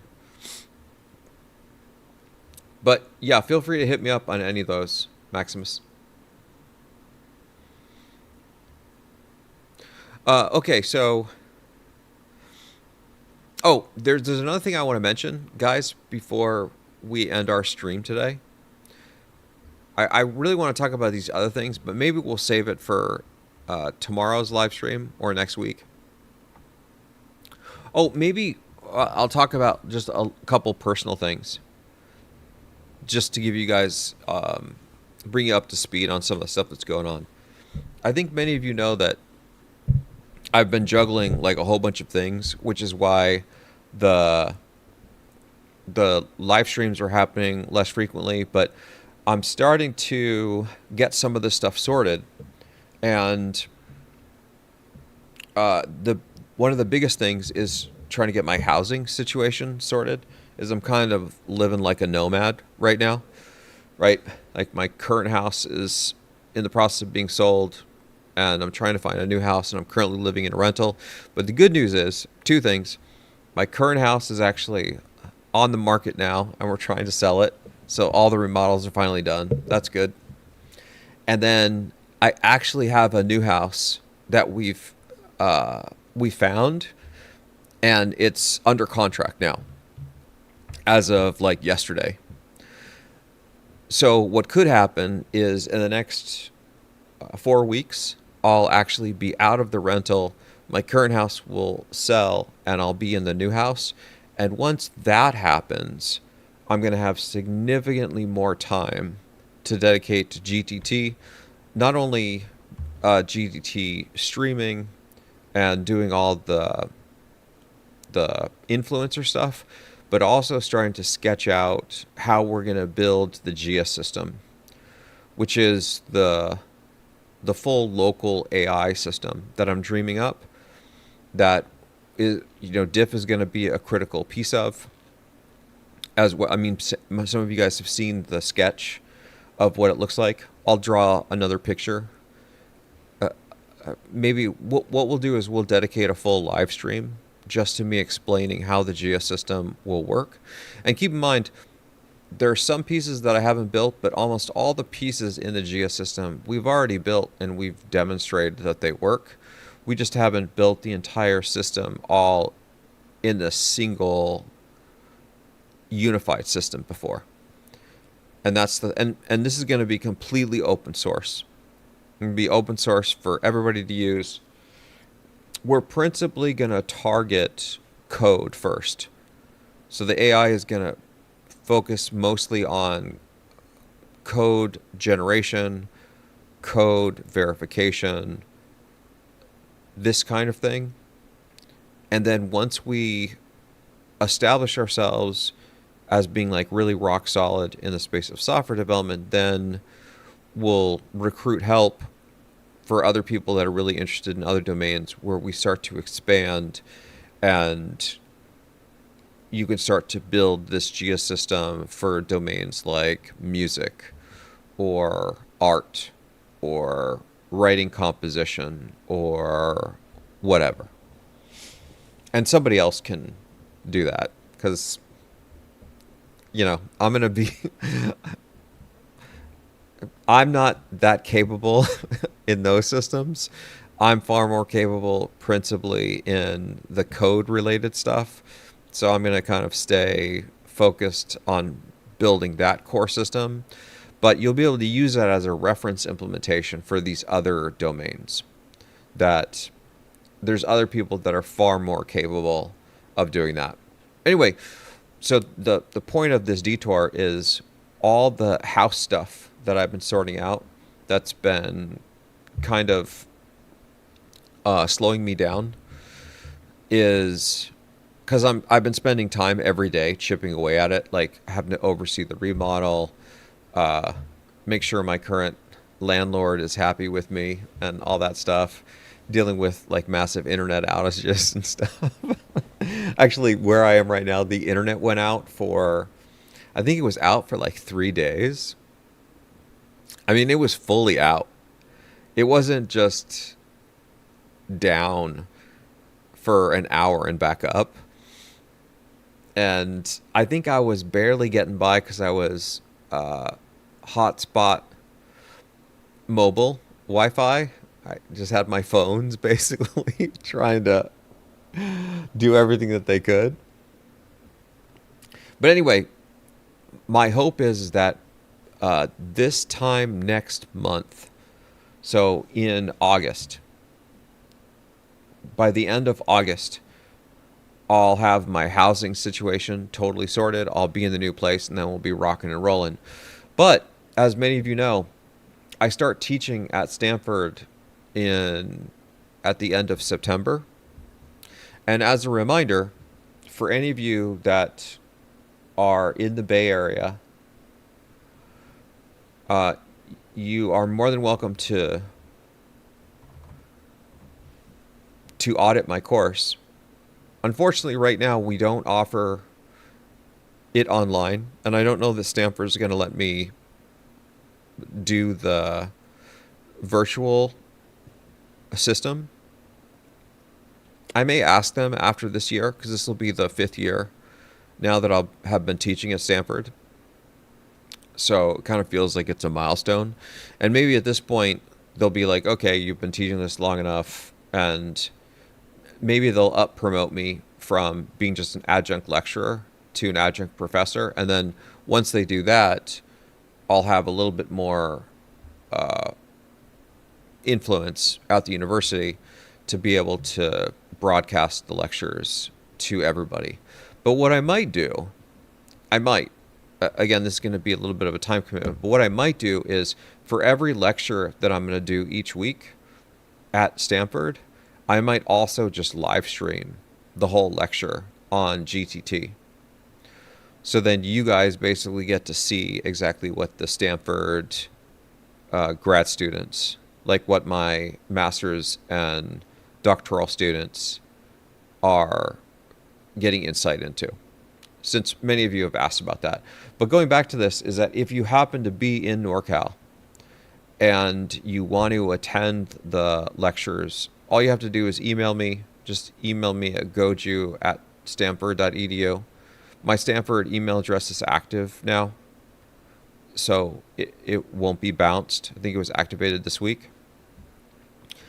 And let me know, and then I can add you to the audit list.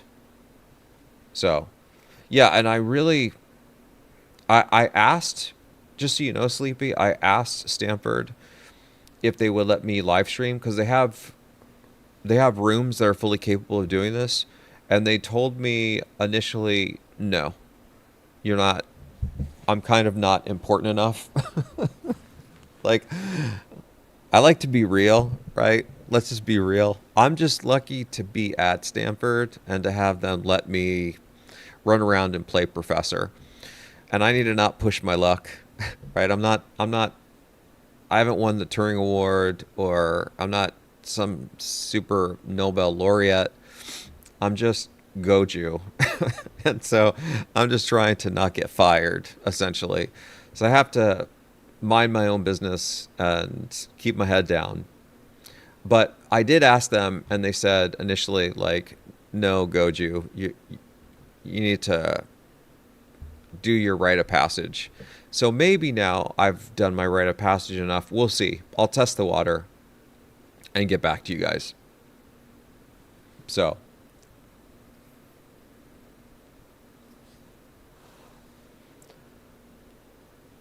Armando, I'm going to read some of the stuff that you're talking about here.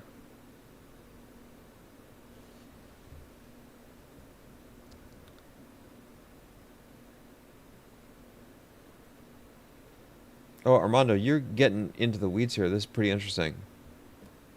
He's saying, anyway, I tend to look at the big picture and tend to have a superposition opinion and reason on probabilities. Oh, this is great. I do very similar thing. I love that. And we can think at the IPO as the big picture, and they need to create chaos. Yes, absolutely. Right. Right. So the more mystery and it becomes kind of an enigma.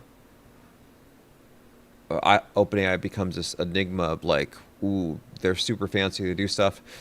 The more they'll potentially be able to capitalize. Armando's going on to say, actually, let's just bring Armando up like this. So I think is generally what we're seeing with this IPO is to extract as much money possible from the market, thing that's being done yet, to move to the next technology. Actual AI is consuming. Yeah, I agree with this. Like 100%, I agree with what you're saying. AI is consuming a lot of energy, but future models are not essentially the LLMs, but world models connected to them and architectures of AI. Yeah, and as far as the world models go, I don't really have a formalized take. I will say that Jan LeCun absolutely knows what he's doing. He's a very smart guy. He's not a Sam Altman.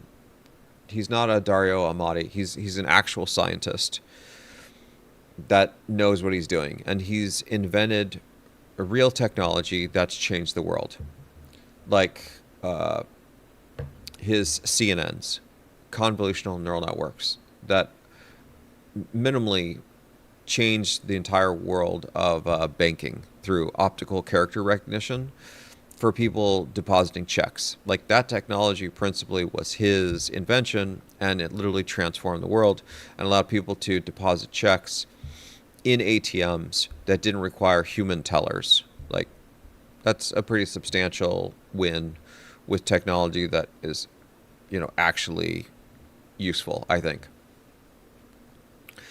But I don't know enough about world models yet. I do think that the diff system is going to be one of the most fundamental game-changing architectures. And once we get into 2027, what I'll do is I will have enough things sorted that I'll publish the diff white paper. So everyone will have it and they'll understand, and then people can start building their own diff if they want. We'll still build our versions of diff in the geosystem, but then if other people want to build their own diff, like, how about it? It's open science. Everybody can build on it and do whatever they want. Now, whether or not world models will be like a core technology that will change things, I mean, I don't know. I do think that they add a lot to, like, one of the things that Jan LeCun talks about constantly is how one of the core challenges with neural networks is they don't understand the world, right? What I refer to as they don't have semantic reasoners. They don't have logical capabilities. So Jan and we're basically saying the same thing. We're just using different words. But so what he's getting at with world models is that they understand how the world works. What I'm getting at with diff, it has semantic reasoners. It's the same concept. So from that perspective, I think what he's onto with world models is exactly right.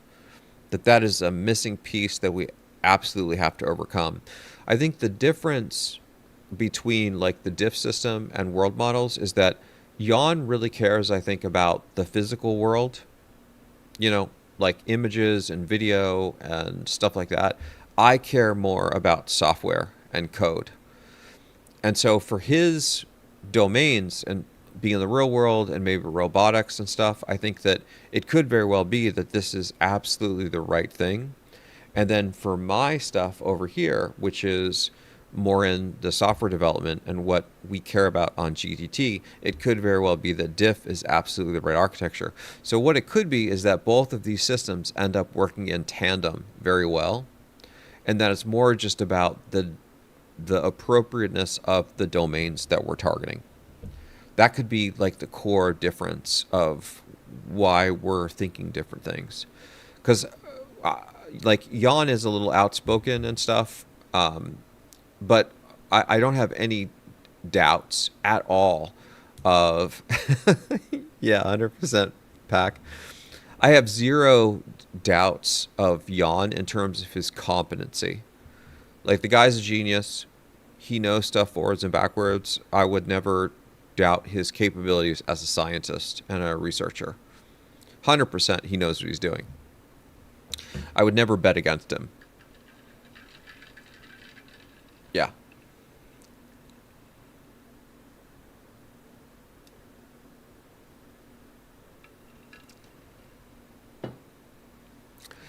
Yeah, that's interesting, Tet, yeah.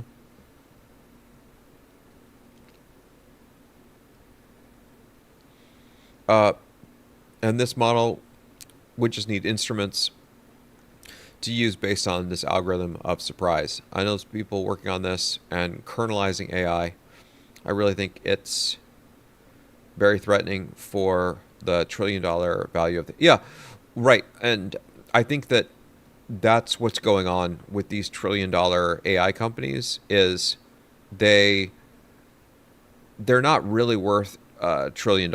That's just total and utter nonsense. It's just massive hype propaganda, and it's orders of magnitude inflated from where they really should be. I think that they probably are worth billions of dollars. I think that they do have value, and that technology is real-ish, but it's just really a hype wave. And when you can get essentially very similar behaviors from the open weight systems, I think it's going to bring them back down to earth. I do think that language models will play a role in the future, but it'll be much more a role for SLMs rather than LLMs. And then you'll have integration of things like diff or the world models that will ground them. That will be kind of the basis of reality, facts, physics, those types of things that are, like we were talking before about the hypervisor layer that you need for these things to kind of work correctly. That stuff will be captured. Yeah. Yeah. Right. And actually before Meta, he was a professor at NYU. Was it NYU? So he was a professor for a long time before being like chief scientist of AI stuff over at Meta. And I always actually thought that him jumping to Meta was pretty curious. It felt like it was a bit of a money grab. But I can kind of understand if that Meta was doing a lot of stuff with the world of social, and Mark Zuckerberg was starting to focus more on image recognition, scene segmentation, video analysis. That actually aligns very well with what Jan LeCun was doing related to convolutional neural networks, right? So you can kind of see how this does go hand in hand. But yeah. Oh, so somebody was asking, do I ever meet the followers in person? It's interesting. With Notica, before GTT, there are a few of the Nodekians that I had met in person. And then maybe what we were talking about, James, is doing like a GTT conference at some point. Once we establish ourselves as like actually building real stuff through like our Discord presence and starting to open source our stuff, is we might start small and have like a small conference in San Jose or something like that, or wherever there's a hub of Jeets. And I think it would be largely just to discuss sort of like the technical directions of where we see the world, make sure that we get to all meet each other and hang out. I will say that I think I'm responsible for a couple marriages on Notica. Like the game I created is like one of my first large software engineering projects. And so doing these kind of social networking things just to bring people together is kind of, I don't know, it's something that I do, I guess. I find that it can be pretty cool. Is just get people all with the same kind of philosophy on life, seeing worlds of opportunity, being very optimistic about future, also being really good at sniffing out kind of like the bad actors and the people that are selling you stuff, and then trying to push forward this narrative of like fostering goodwill, making science and technology better, and helping kind of keep things on track rather than what some of these super rich, corrupt startups are doing, which is pretty unfortunate.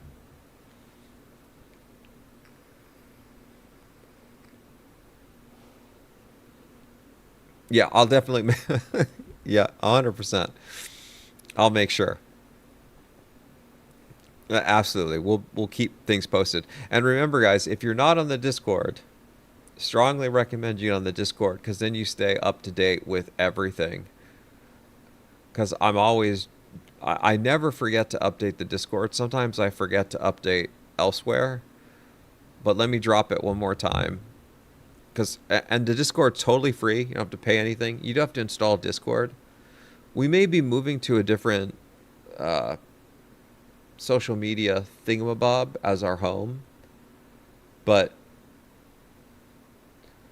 all you have to do is just create an account for Discord, and then you'll see in the announcements section. Let me drop that on IG as well.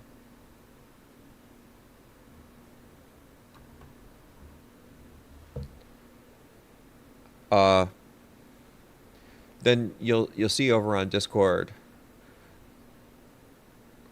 right, like on the announcements, that I'm letting everybody know, hey guys, we're gonna go live tomorrow, and there's over 300 of us now, which is pretty cool. It's kind of growing every day, and I suspect maybe when we hit like 1,000 people, we'll have a big enough core mass of kind of like the hardcore Jeets that we could potentially do like an in-person conference. And we can self-fund it. We'll like rent out some conference space in a hotel or something, and then maybe it'll start being like a half-day event, and people can fly in, and I'll give some keynote address, and then we'll have other people that want to talk about technology and stuff and have them give talks.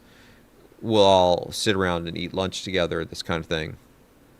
And then we'll start building like the momentum of what GTT is really about, which is trying to create fundamental software transformation through open source. More for the common good of people, rather than to line our own pockets with an insane amount of money. Because we're not, like, we all need to eat. I understand that, but there is a point to where it's no longer about just making sure that you have enough. It's just pure greed. Like, people don't need to be billionaires, right? That's just, what do you do with all that money?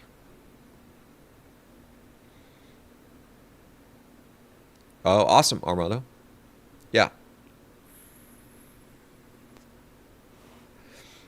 Yeah, so Rikio, absolutely. And I think that it's going to be really interesting to see what happens. I don't know if, Rico, if you've seen the IG clips that I've dropped on the potential ban of the Chinese models in the US, but I am worried that there's going to be some ban, which of course is going to be practically impossible to enforce at like individual level, but it will create FUD, fear, uncertainty, and doubt in enterprise companies to use them. Also, I will say that I am very nervous that these guys have embedded backdoors in them that could potentially make your systems be vulnerable to various things. But with that said, I think what the Chinese AI models do is they demonstrate that local SLMs or slightly leveled up LLMs that are locally hosted through like VPS is possible, and that you don't need things like OpenAI or Anthropic. Armando's asking, why don't you do the first Web3 community? You would be unbannable. I'd love to hear what you're talking about here. I don't know much about the Web3 stuff. I mean, like a little bit. I think like some of my professor friends are interested in this. But I'm like, truthfully, a bit of a noob when it comes to some of the web stuff. I kind of just know about it a little bit peripherally. Okay, I think there's one more thing I want to talk about. So let me do a quick bio break. And then the last thing I want to talk about is this careers versus jobs. Just because a lot of people have pinged me about this, and I kind of want to share what my thoughts are about this. I'm getting DM'd quite a bit asking me some questions, and I just want to share this kind of like on a public stream so I can make a clip of it so that you guys can ruminate on it. I suspect many of us Jeets are already focusing on having careers versus jobs, and you probably already know a little bit about what I'm going to say. But let's take a quick... Oh, that's great.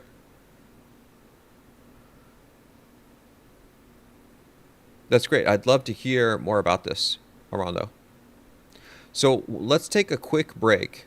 We'll take maybe 3 minutes, and then we'll talk about this last topic, and then we'll call it a day. So let me bring up the brief pause thingamabob. I think it's right here.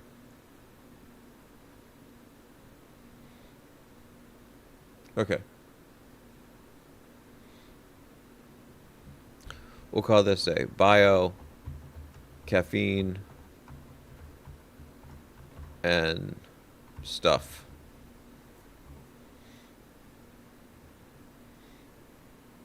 Okay. You guys go run and do your thing too, and then we'll cover this last topic. Be right back.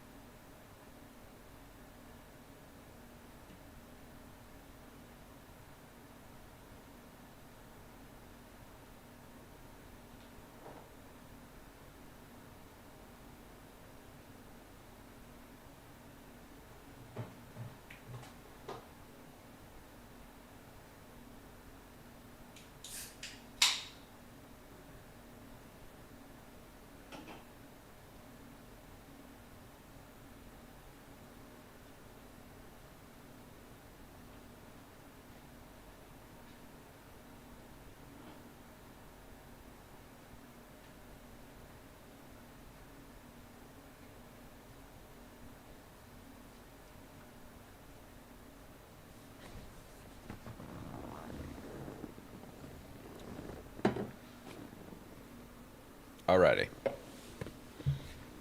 Actually, there's two things I want to quickly talk about. There's the data camp thing that's coming up. So as many of you guys know, Data Camp is one of our partners. Let me minimize this. I'm going to put this chat over here. Oh yeah, Cyber. I'd love to see. Love to see that. Oh wow. That sounds intense, James. Hopefully this was a nice little break from your CPA setting. Oh, sweet. Sleepy saying, I find it curious that in benchmarks they seem to have a huge amount of tokens comparatively to the usual suspects. Could that indicate activity running in the background that we aren't aware of? Definitely. I'd like to hear a little bit more of what you're saying, Sleepy. But I think that a lot of what's going on with some of the benchmarking is suspicious. It's very curious. Like, there's a lot of up to no good kind of stuff that I'm seeing.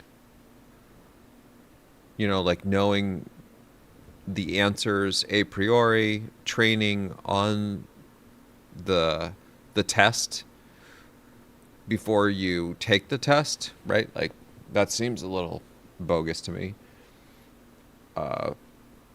Paying people money that put together the benchmarks, there's like a whole bunch of shenanigans. Yeah, oh, James, 100%. Yeah, I'm very much aligned with the whole career path and moving away from the job path. But before we get into that, one quick thing is I was talking with Data Camp just yesterday, and they mentioned to me that they're having a full week of free access from August 24th to August 30th. I don't know all the details yet, but I wanted you guys to be aware of this. So Data Camp, you can just learn a whole bunch of stuff about technology. They have really interactive courses, and they have been sponsors in the past, but I'm just saying this just because I think they have really good stuff. Like, I'm not, just to be clear, I'm not being paid to say this. I'm just telling you that this is like a legit awesome thing, that if you're trying to learn about machine learning, AI, technology, and you can get free access to their stuff, including their certificates. You could speed run a certificate from Data Camp in this week, and then basically get it entirely for free.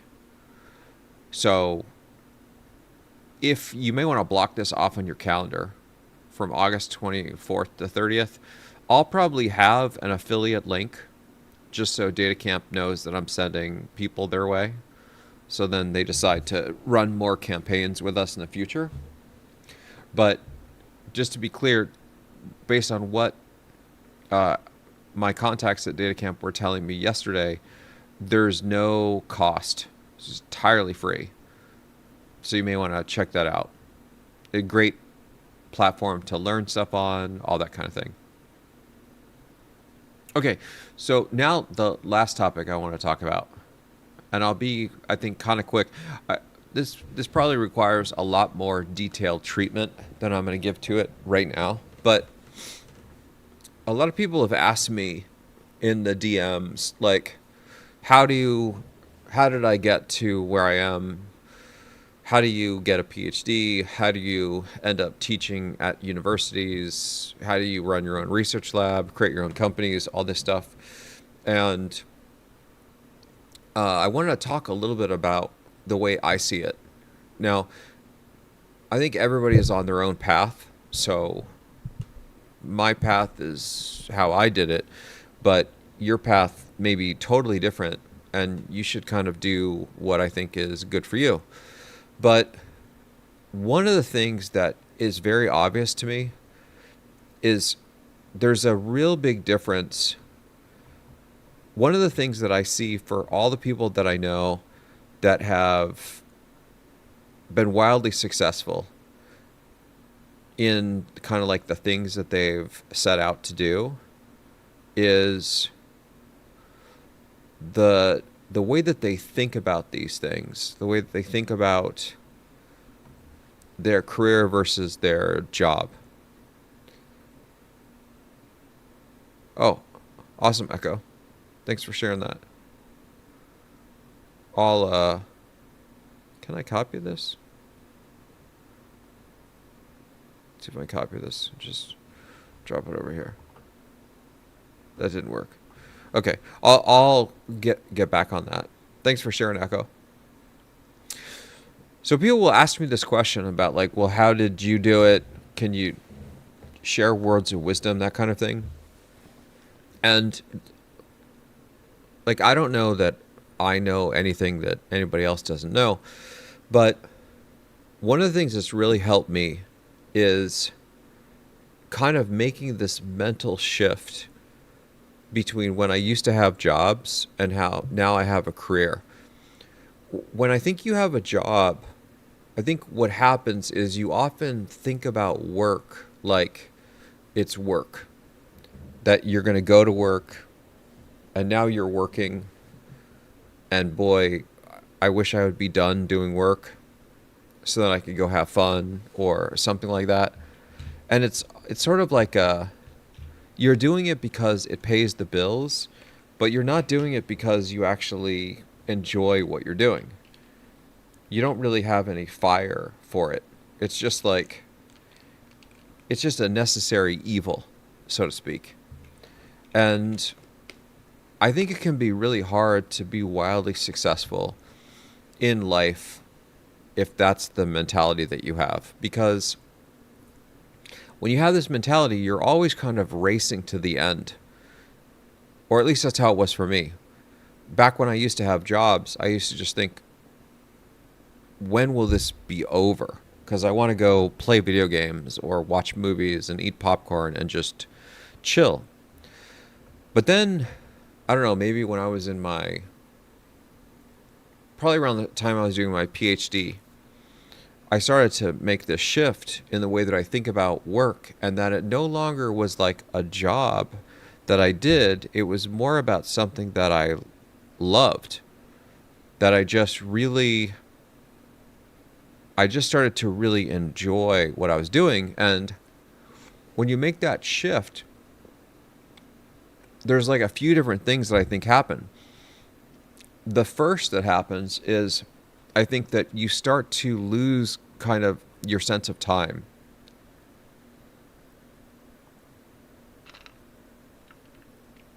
And when you lose your sense of time, what I think happens is your ability to become deeply focused on what you're working on enhances significantly. You're no longer distracted by, when will I be done? I'm hungry. I want something to drink. I want to talk to my girlfriend. I want to talk to my boyfriend. I want to go play with the dog. I want to do anything other than what I'm doing right now. When you get out of that mentality and you become solely focused on the thing you're doing, I think it starts to unlock this creativity for you to see things and truly engage in a way that becomes more focused on the work at hand than being done with the work. And when you make that shift, I think the byproduct of that is the quality of the work that you produce increases significantly. That you're no longer doing the bare minimum to like have it be acceptable. You're now focusing on building the best quality thing that is possible. And people see that. People see the results are different. They can see that you really care. That you're not doing this just because this pays the bills, but because this matters to you. And then what that does is you start to get access to other people that also deeply care. They become aware of you. And it starts to become this sort of like virtuous cycle where because you're this way, then now you have more access to other people that are wired the same way. And then you kind of iterate on it. Right. And just to be clear, what yeah, it is an ownership shift. Exactly. And it doesn't mean that you have to own the company. It doesn't mean that you have to own the social media thing. All it means is that you have to own the idea of yourself and own the work that you're doing. You're doing a PhD, own your research. You're writing software at a company, own the software that you're writing. Make it personal, make it matter. And when you make this shift, I find that the quality of your work increases significantly and it creates this sort of like vibrance about it. People notice. Other people that deeply care will start paying attention. And then it creates this compounding effect as your network starts to increase. Other people start to become curious about you. Other people want to work with you. They want to mentor you or they want to be mentored by you. Like this whole universe of opportunity starts to shift simply because you made the deliberate intentionality change where you're no longer simply a passenger in the car, you're driving the car. Exactly, Echo, is that you're shifting from being somebody that's just a worker to a missionary. And you can do this without being the owner of a company. You can do this like the entire time I was at Intel, that's how I worked at Intel. And it's what led me to go from just being a lowly research scientist to then becoming a principal AI scientist. And I was the director and founder of my own research lab. Is people could see that I just deeply cared, that I put in crazy hours, not because I was trying to impress anybody with me working like insane hours, but because I just didn't worry about the time I was putting in. I worried about trying to do high quality work. And I think that that's one of the things that you kind of have to get through your head in order to make the shift from having a job to having a career, is that when you have a career, you are always working. And that's not a bad thing. Like for me, I have a career. Everything I do is basically my career. I'm always working. No matter what, if I'm walking the dog, I'm working. If I'm exercising, I'm working. If I'm playing a video game, I'm working. My mind is just always working. I think people that are allergic to work have this view of like, this is my personal life, this is my professional life, and these two need to be separate. I think that philosophy is what will kill you. That philosophy is what will stop you from having a career. Because you want to segment these things and say you want to have work-life balance. This is just kumbaya bullshit. There's no balance. It's all the same, right?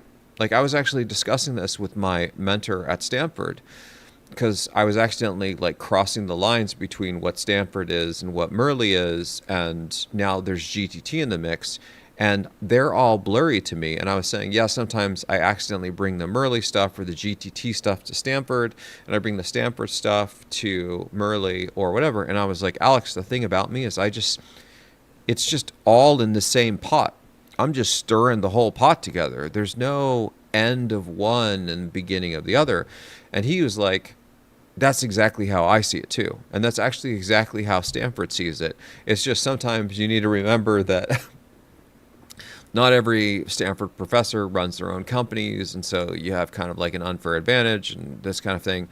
And it's like, okay, right. Yeah, I got to remember that and not like cross the streams, so to speak.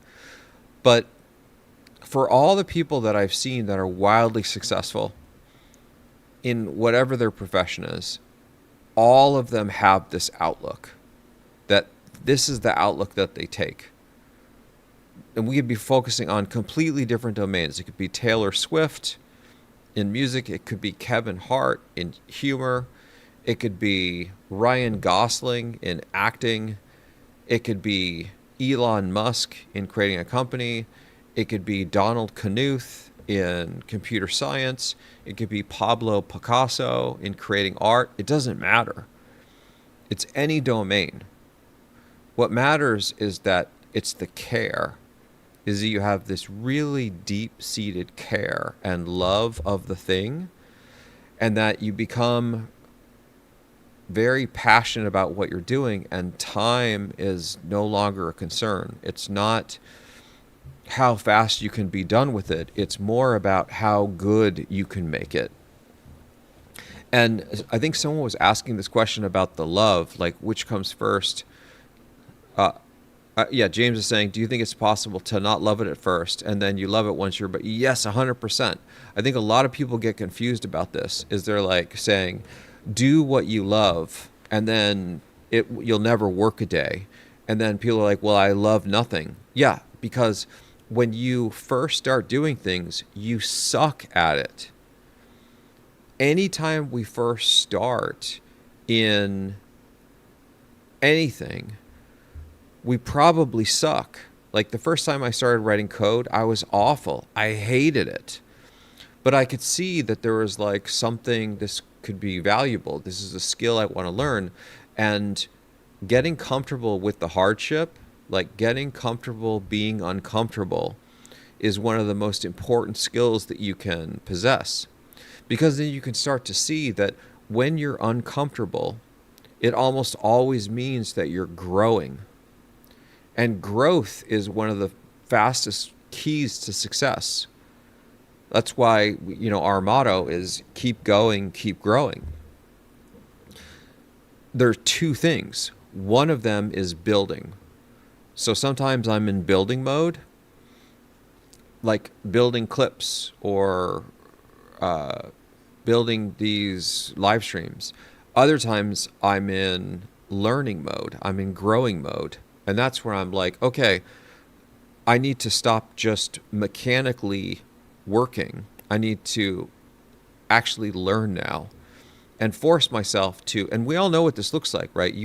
Every one of us knows what it means to do mechanical, repetitive tasks where we're just going through the motions. We already know how to do it and nothing is being learned.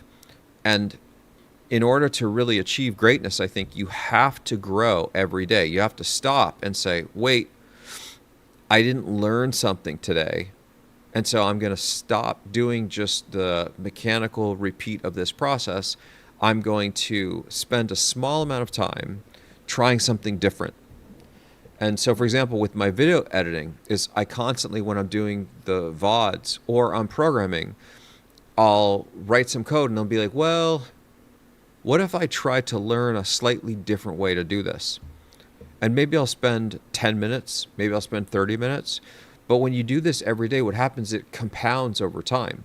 Like the volume of things that you learn when you chip away at this, when you do these small footsteps, it becomes enormous over time, right? It's all about the marathon. Life is a marathon. It's not a sprint. And so you don't get a PhD in one day. You don't create a company and IPO it in one day. You don't become an Olympian in one day. You don't become like world class as a weightlifter or a talented musician or a famous poet or a Nobel prize winning scientist or Pulitzer prize winning artist. None of this stuff happens overnight. It's all a slow burn. So if you can get used to the idea of chipping away at things slowly over time, but being dedicated to the cause and being willing to put in the work and knowing that there is no off switch. There's no like, I'm not working now. Now I'm in fun mode, and don't talk to me about work. Don't bother me with this stuff. Like, I'm just enjoying myself.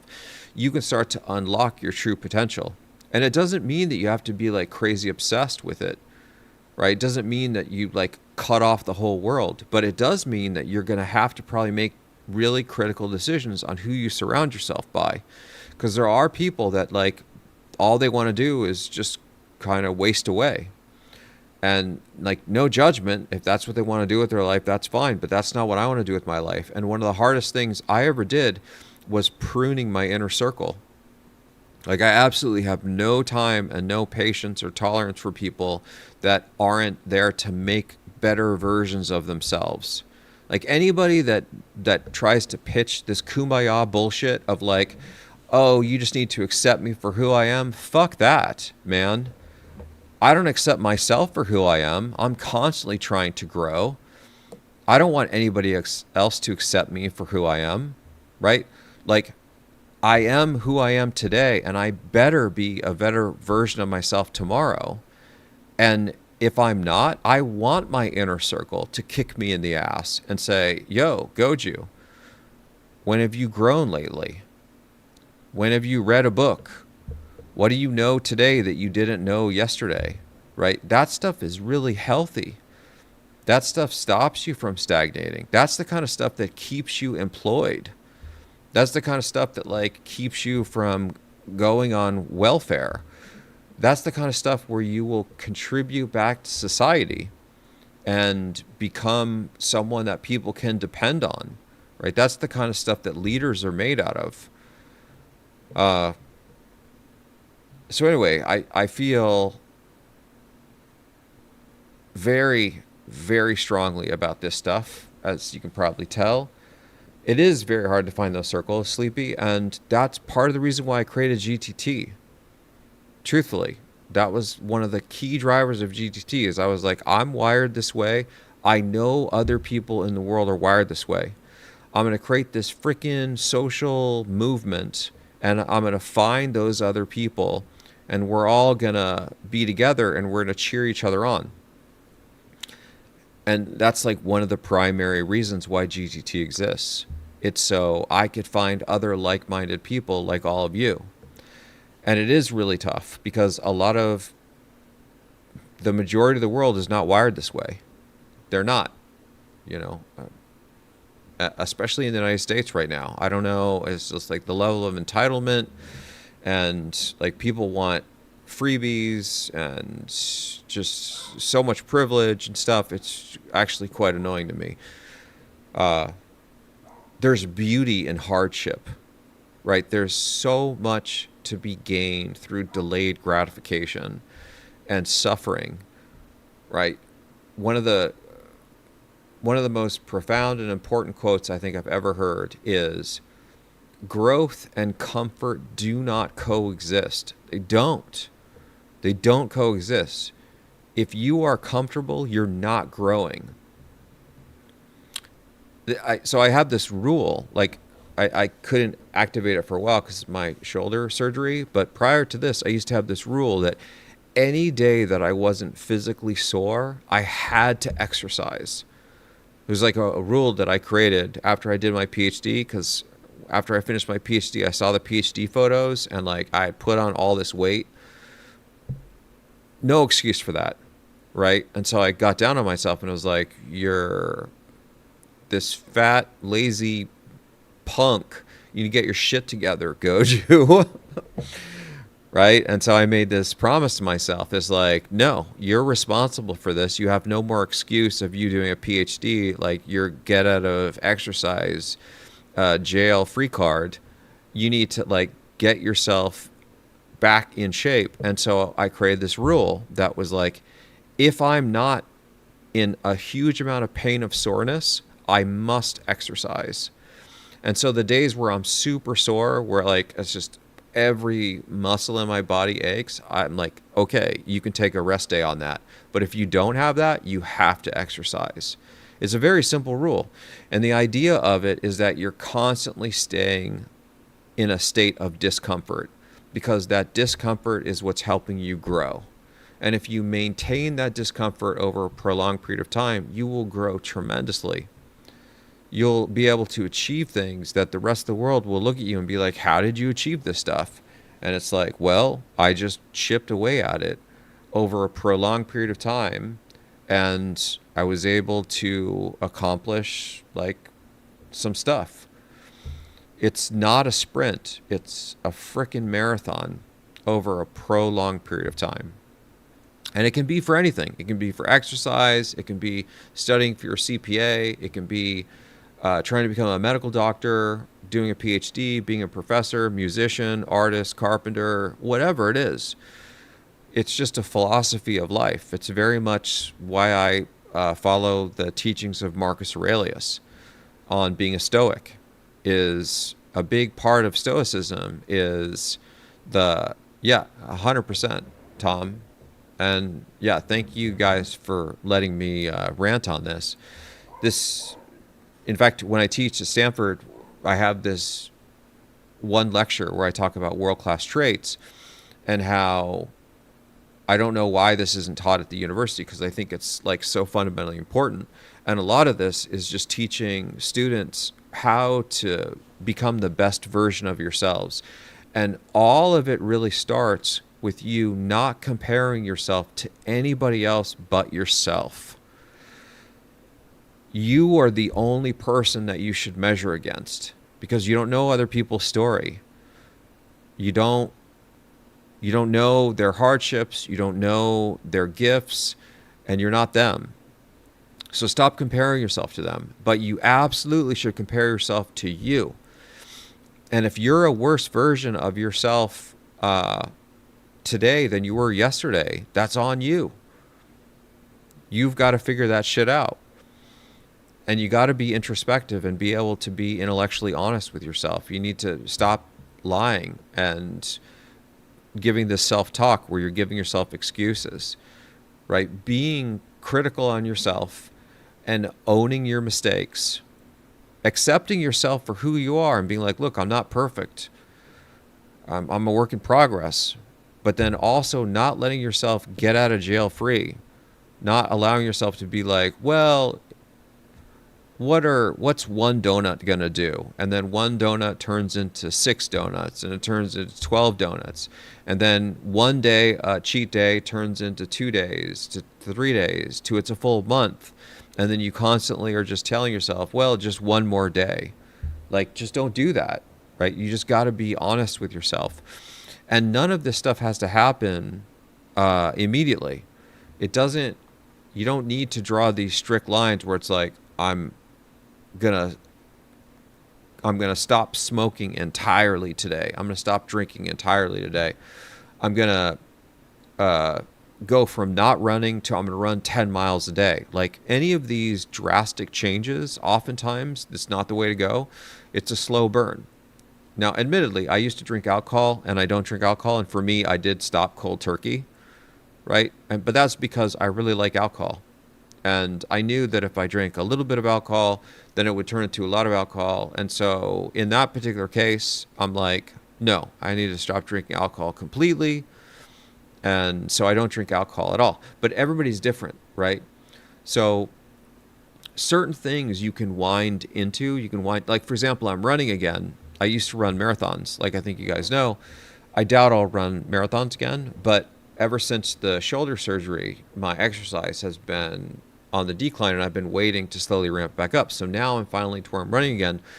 I think maybe I'm up to 6 to 8 miles. I run about 6 to 8 miles every other day, something like that. And I'm doing my weightlifting again. But I didn't start at 8 miles. I started at half a mile. I was just like, you just need to start walking again. So I would do like a walk, run. And then slowly every day I'm chipping away at it. And now I'm back up to where I think like, oh, it's pretty good. And then I followed the same philosophy of like, if I'm not super sore, then I have to exercise. And it doesn't have to be like, I don't have the mental mindset of like, okay, you have the thing, Goju, where you always run 8 miles. You have to go run 8 miles tonight. It could be like, no, all you need to do is do something. Just go for a walk. Just write a paragraph. Do a 30-minute stream, right? Just go do a couple dishes in the kitchen. It can be small stuff, but what you often find, at least what I find, is that once you start doing something and you get into the motion of it, it becomes pretty easy to just keep doing it. So oftentimes if I'm like, oh shit, I'm exhausted, I've been working 16 hours, I just want to go to bed, it's like, no, just go on a 15-minute walk with the dog. Just get out of the house and just go do that. Next thing I know, I'm out with the dog, we've been running for an hour, and it's like, I feel fantastic. So the other thing I found that is like critical to this is the most difficult part is starting. Starting is always the hardest part. Once you get into the motion of things, it becomes significantly easier. So yeah, I mean, I literally could rant and rave on this for hours on end, and we've already been going for about 3 hours, so I'm going to wind this down. I have a lot more to say about this, but circling back to, oh yeah, Kat, I mean, guys, if you knew some of the stuff that I used to do as far as playing hard, like, I've got some stories. I wasn't always the kind of chill, relaxed Goju. Used to have a little bit of a fire in me, and I think had to experience some of that stupidity and kind of get it out of my system. But we'll save that for another live stream. Anyway, the point of all of this is going back to the careers versus jobs. Is this absolutely relates to this, at least from my view, because it's a mindset. It's more of a mindset of just being engaged in life and not deciding that there are these silos of things. This is the unfun time for work. This is the video game time for fun. This is the time with family. It can all be the same, right? And that you can just stay mentally present for these things. You don't need to have this mental shift where you turn these things off. And really, I think that these mental shifts are actually what breaks things. When you put things into silos, I think you short circuit yourself quite a bit, because you disable the ability for you to really engross yourself in doing incredible things. But it does require sacrifice, right? I think one of the biggest things that it requires is you make hard decisions. There's not a single person that I know that's had an incredible career, and I know lots of people that have had, I mean, you guys kind of know a little bit about who my inner circle is. Some of these people, like, wildly successful. And I'm not just talking about rich. I mean, like, I know a couple Turing Award winners, right? Personally. So Nobel laureates, right? Like, people that have achieved greatness in various things. And every single one of them, the story is the same, in that they've had to put in the work, they've had to sacrifice. And you don't have to sacrifice everything. You just have to be reasonable about the stuff that you're going to have to cut some things out. Particularly, one of the most important things you need to cut out is you need to be able to cut out the noise. And if we're being honest with ourselves, almost all of us have noise in our life. We have the people that don't really add much to our life. We have the things that we do that we know we probably spend a little bit too much time doing, that maybe we can still do it a little bit, but we're being a little bit overboard with it, right? We've gone a little bit too far. maybe instead of playing video games for 12 hours on the weekend, you can cut it down to 4 hours, right? And I'm not saying you shouldn't reward yourself, but one of the most important things that I think really drives successful people is the notion of delayed gratification. You have to get comfortable with delayed gratification. You have to be willing to put in the work and wait for it. Not just put in the work and demand immediate returns. Life doesn't work like that.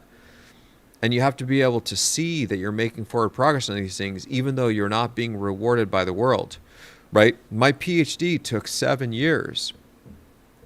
I failed the prelim exam, and it was sudden death. Like, if I failed that exam the second time, they're going to kick me out of the university. I literally thought that this whole journey, that was after 4 years of doing the PhD. I thought that I was getting just like 4 years of wasted.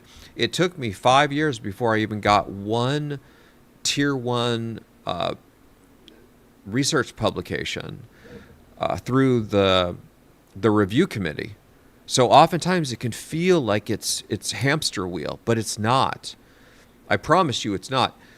If you really look at it and you try to identify the intangible things that are going on, right? Like, oftentimes people be like, I've been doing this live stream influencer thing for so long. When I first started doing GDT, the first like 50 videos that we dropped on TikTok got 0 views. 0 views.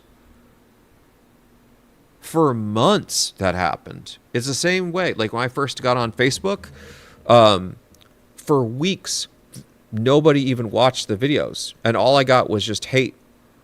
It's the same way with Insta. It's the same way with YouTube.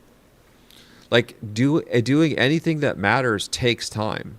And there's going to be a bunch of people that are going to encourage you to just drop out and fail. And mostly that's because they can't do it themselves. And if you achieve it, then it's demonstration that you were able to achieve something they weren't able to achieve. Fucking get those people out of your life.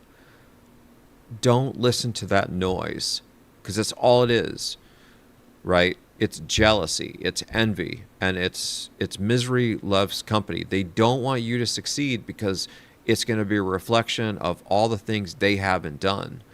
You've got to get those people out of your life, and you have to be able to know how to ignore the noise.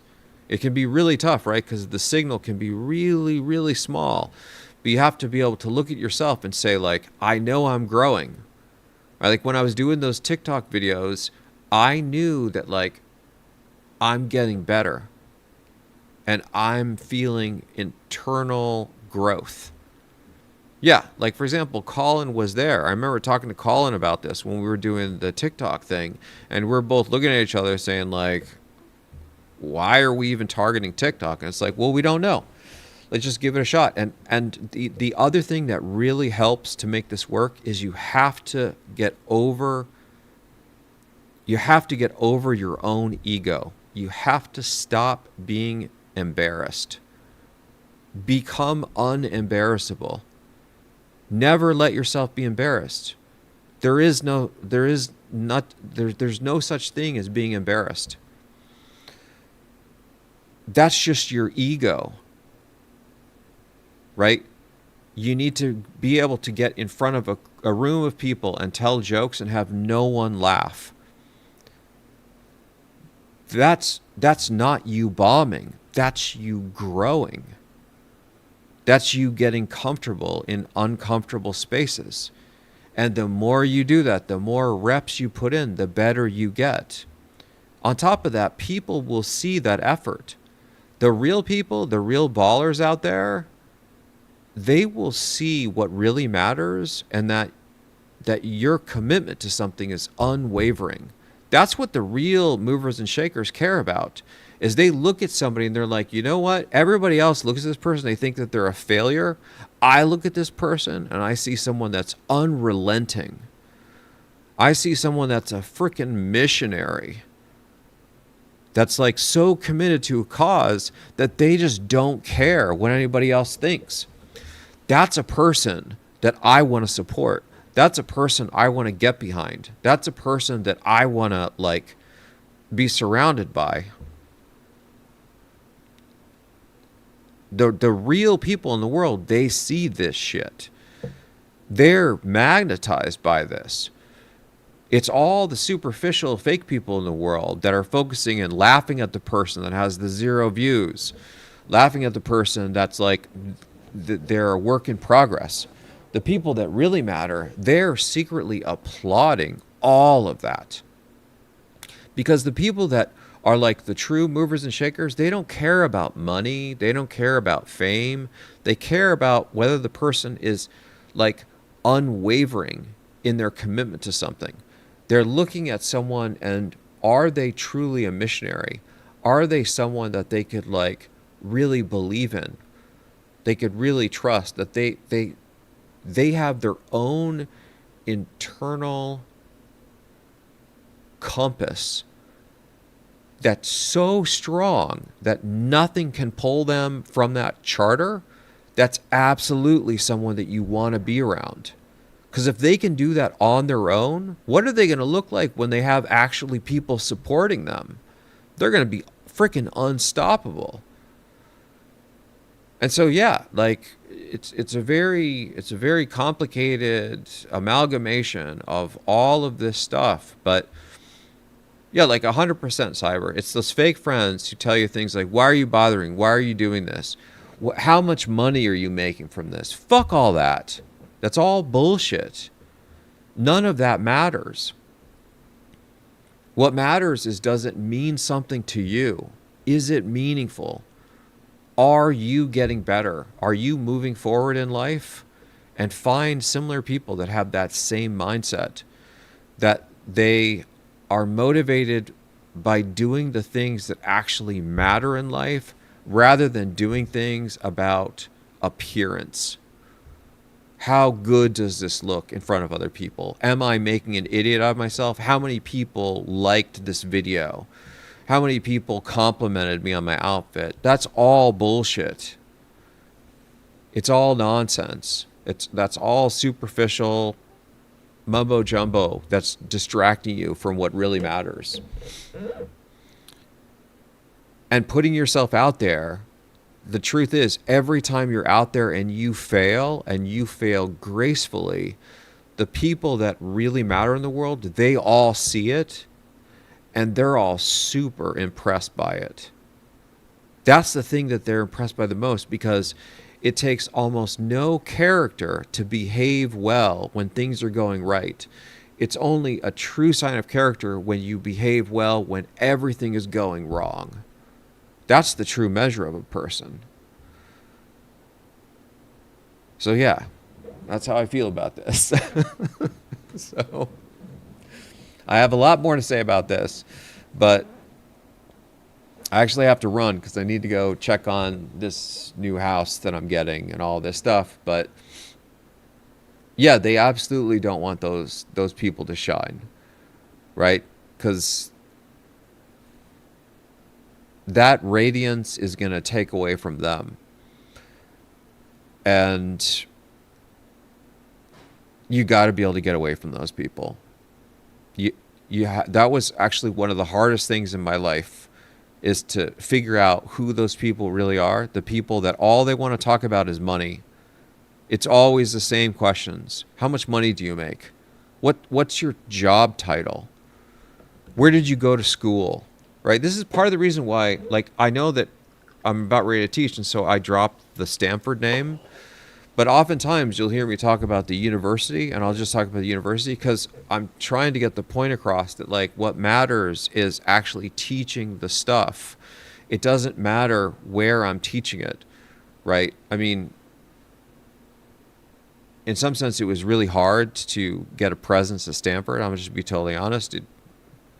I'm at the bottom of the barrel. This was not easy for me. I didn't start teaching at Stanford. I was like, start teaching at the community college, right? It's been a journey. But it's not a flex, right? That the teaching at the community college and stuff, that was some of the most important things in the world.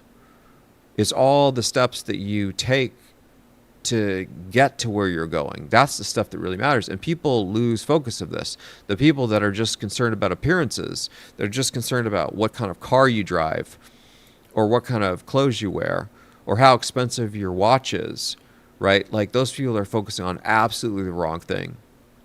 That's why I was saying, like, with the social media stuff, don't focus on the raw numbers, right? These raw numbers don't mean anything. What matters is the percentages. The percentages that are showing the momentum of things. That's the true signal. And that's how you can see the true growth. That you can look at something like Twitch and say, wow, I have 40 followers on Twitch. I'm a big nobody, right? Well, it's these small footsteps that lead you to things like this, or leads you to things like this, right? But for the people that get really confused about the signal, they focus on the wrong things. All they focus on are the things like this. Oh, you have 3 million followers on YouTube? Oh, you must be a big deal. Fuck that. That means nothing to me. The stuff that actually matters, like, I'm over the moon about stuff like this. Like the fact that we have growth on Facebook.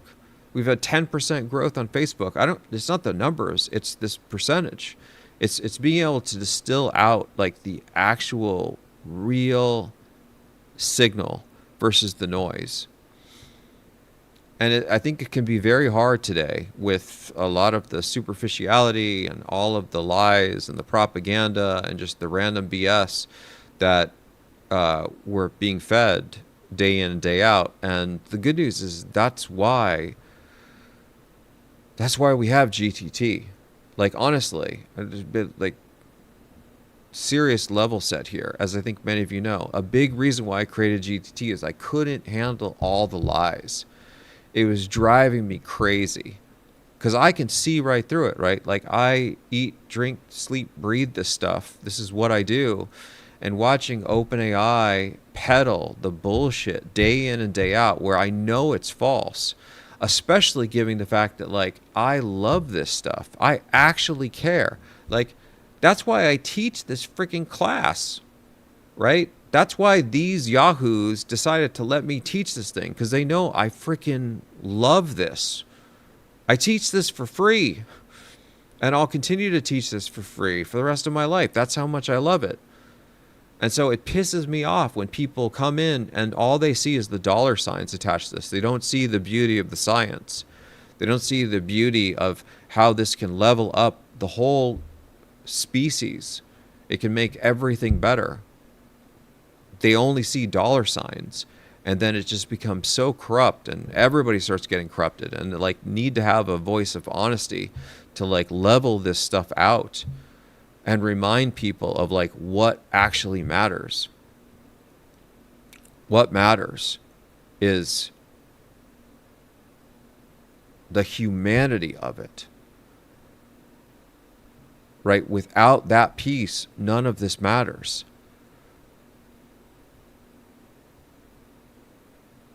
Yeah.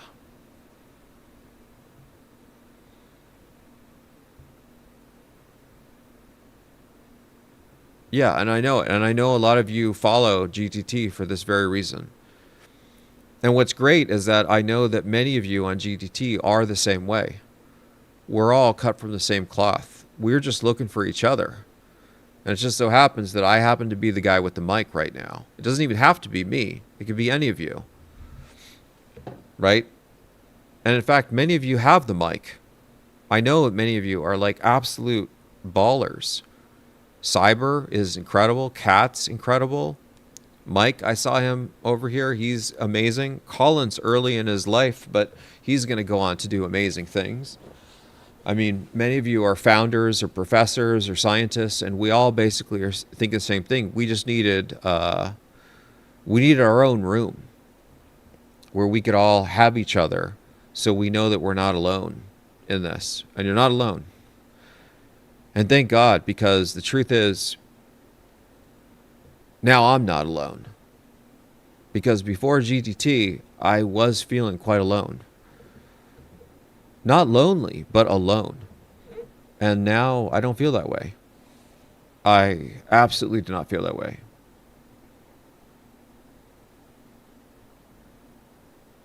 Yeah. Kat's saying the biggest question I ask people who want to work with me is, what is your job?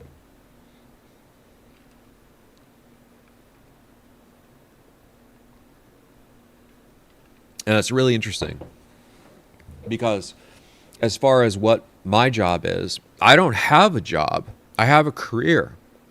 I do everything. I'm the janitor. I'm the video editor. I'm the stand-up comic, which I bomb at. I'm the video game player. I'm the beta tester. I'm the coder. I'm the professor sometimes. I'm just like all the stuff. Right? There is not a single job. That's the other part about actually having a career is, yeah, and James, I love it, man, because that's exactly the point, is trying to build this community that I really felt like was missing. Or maybe it's there, but I just hadn't found it. And so it felt like we need to build this thing ourselves. All right, so with that said, folks, now I'm inspired by all of you guys being inspired, and maybe you're inspired. And so let's take this with us. Let's go kick some ass and dominate in all the things we're going to dominate on. And share all your stories on the Discord. And no matter what you do, keep going and keep growing.